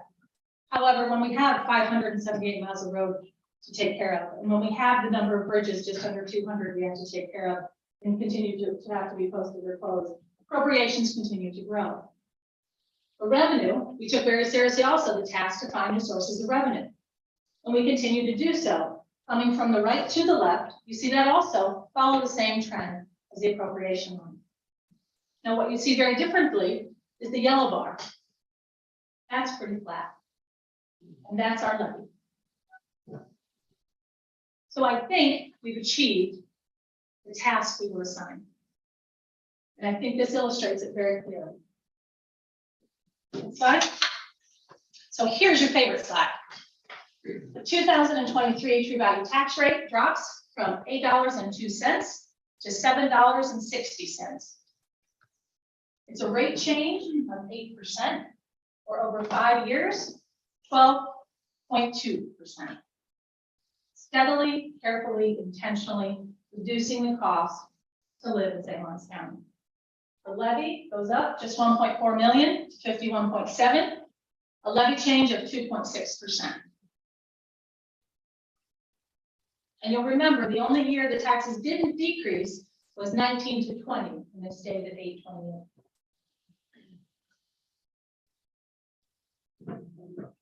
Next slide.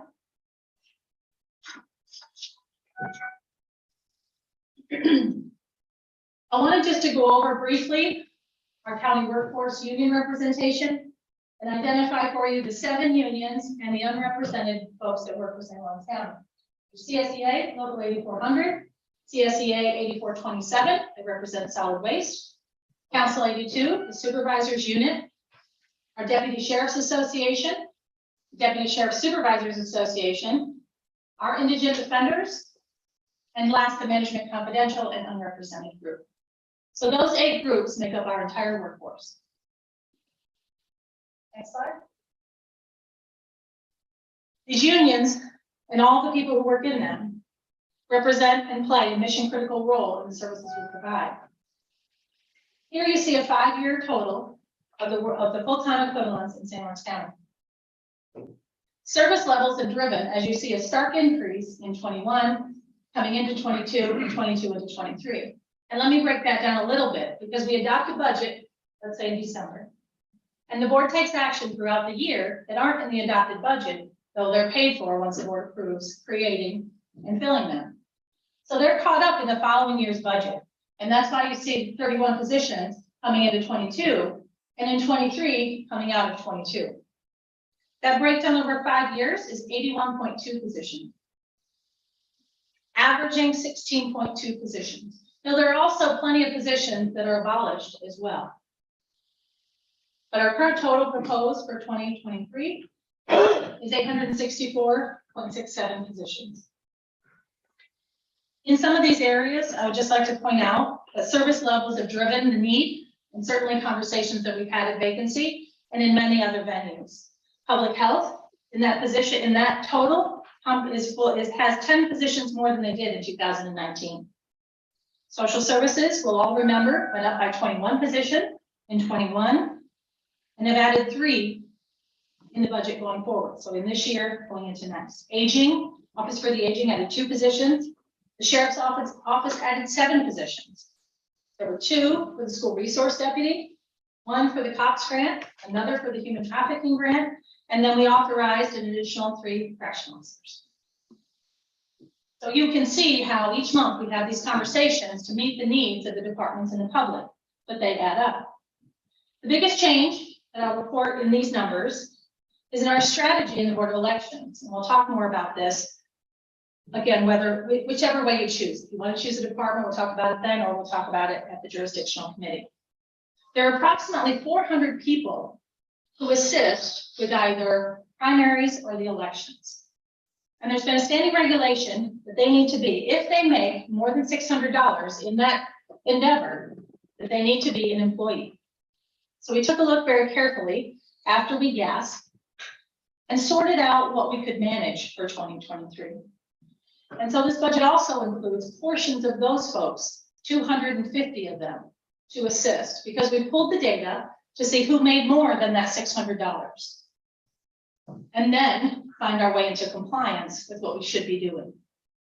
So the 250 are broken down between 0.03 for 40 of them and 210 of them at 0.02. So they add up to a total, I believe, 7 positions attached to elections.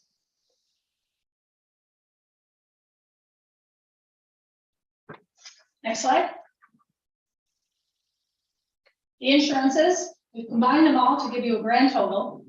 We certainly will break that down more at committee meetings, but the overall increase this year has flattened out compared to what we've seen in the last 3. And as Legislator Forsyth mentioned, you never buy stop loss when you need it. And we have, we have, but we also are prepared when we move through these lower years back into some big hits. So again, it's about preparation for the unpredictability.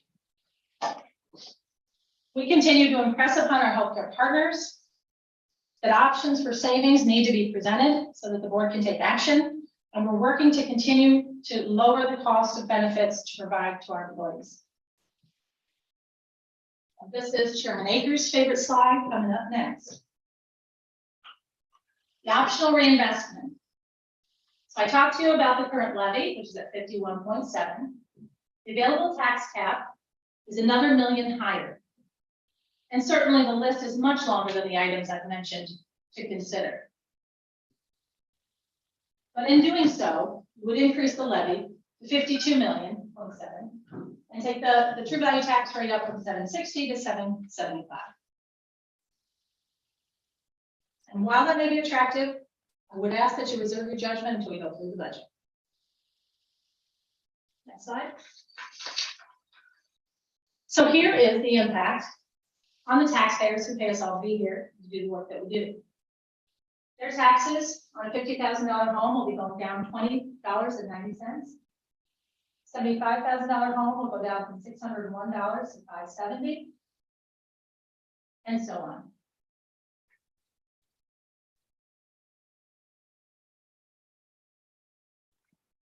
Tremendous savings in my mind when people need it the most.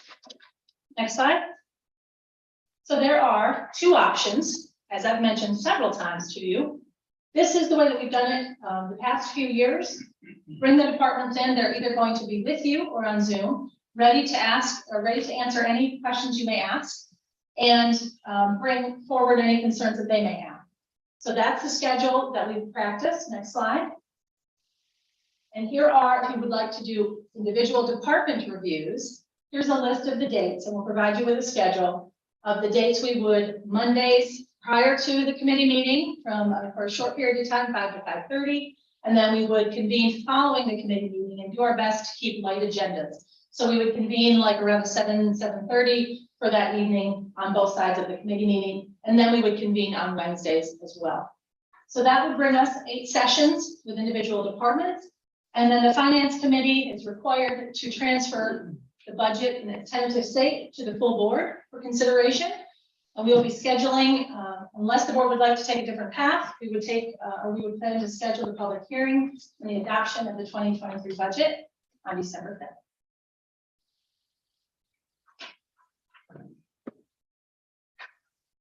Next slide. This is a cautionary tale, and it is Halloween. So I just want to bring to your attention that our costs continue to increase across every area, and you see resolutions every single month. You have conversations about every single thing we're attempting to do that's costing more than we anticipated when we put the 22 budget together. Our workforce We haven't seen the impact of some other places, but we've seen some very concentrated difficulties in filling positions. So that I also remind you, in making sure the folks coming in or staying with us for a very short period of time are trained and competent to do their job. Services, as I mentioned to you, as service levels begin to stabilize, also understanding what that looks like. Are we under-resourced? Are we over-resourced? And we can move folks around to accomplish that, add or decrease with your approval. And then lastly, as is always, the federal and state impact. I believe the federal government, at least as it relates to ARPA, has placed a hiring freeze on our ability to find assistance where we need. State government, financial impact, looking forward, it's always unpredictable. So we do our best not to overly rely on that, but it is certainly a large portion of our budget.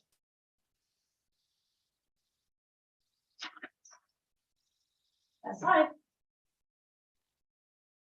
No. Questions? Mr. Burke. Ruth, when you talked about the MAT programs, is that the MAT programs in the jail? Yes, sir. Other questions? Mr. Smithers. Ruth, I have a question on the money that is past due from the state and federal government. You mentioned one item being a tribal compact. That money is overdue since 2019. Aren't there also some other areas where the state is past due in money that they owe the county, federal maybe as well? How much of what you say has a fund balance, how much of that is real and how much of that is these anticipated funds that are still owed to us? I can bring that breakdown for you to the next meeting. The tribal state compact funds are a good example. We budget the same amount for the last 3 years. So if we look at that, the breakdown is 50% county. So if we have 2.5 and a quarter goes to Messina and a quarter goes to Brazier, we're probably around the $4.5–5 million mark just on that fund. I'll take a look at the FMAP, which you mentioned, and the overdue. I remember last year we foiled the state and they gave us totals. So I can look at that and talk with Renee and get some good totals for what we're waiting for. That's what I believe your question is. Anyone else? Is the state receiving those compact funds? I believe that's in debate. Well, I mean, that's the deal. You have the exclusive right to operate that casino. And it's based on the premise that you pay the state and you pay these counties. And the state won't tell us whether they're getting the money or not. I believe they told us at some of the discussion they've not, but That's correct.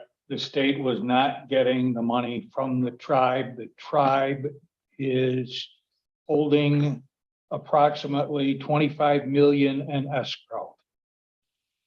So why hasn't the state moved to end the? I am not going to say any more because when we started this with the negotiator, we were sworn to secrecy. As Legislator Arquette will state. So I really don't want to get into it. I will say this, that I would bet within the next week, maybe 2, you'll see some very good moves. I think the only outstanding decision would be how you'd like as a body to pursue reviews. Ms. Curran. I would suggest the jurisdictional model. Anyone else? I would like to add, Ruth, great presentation. Yes, very nice. That's, you know it inside and out. That didn't start at once. I think you did very well. Thank you. Mr. Forsythe. See, I only asked for 5%. So really, Making up for that. yeah, I think the negotiation.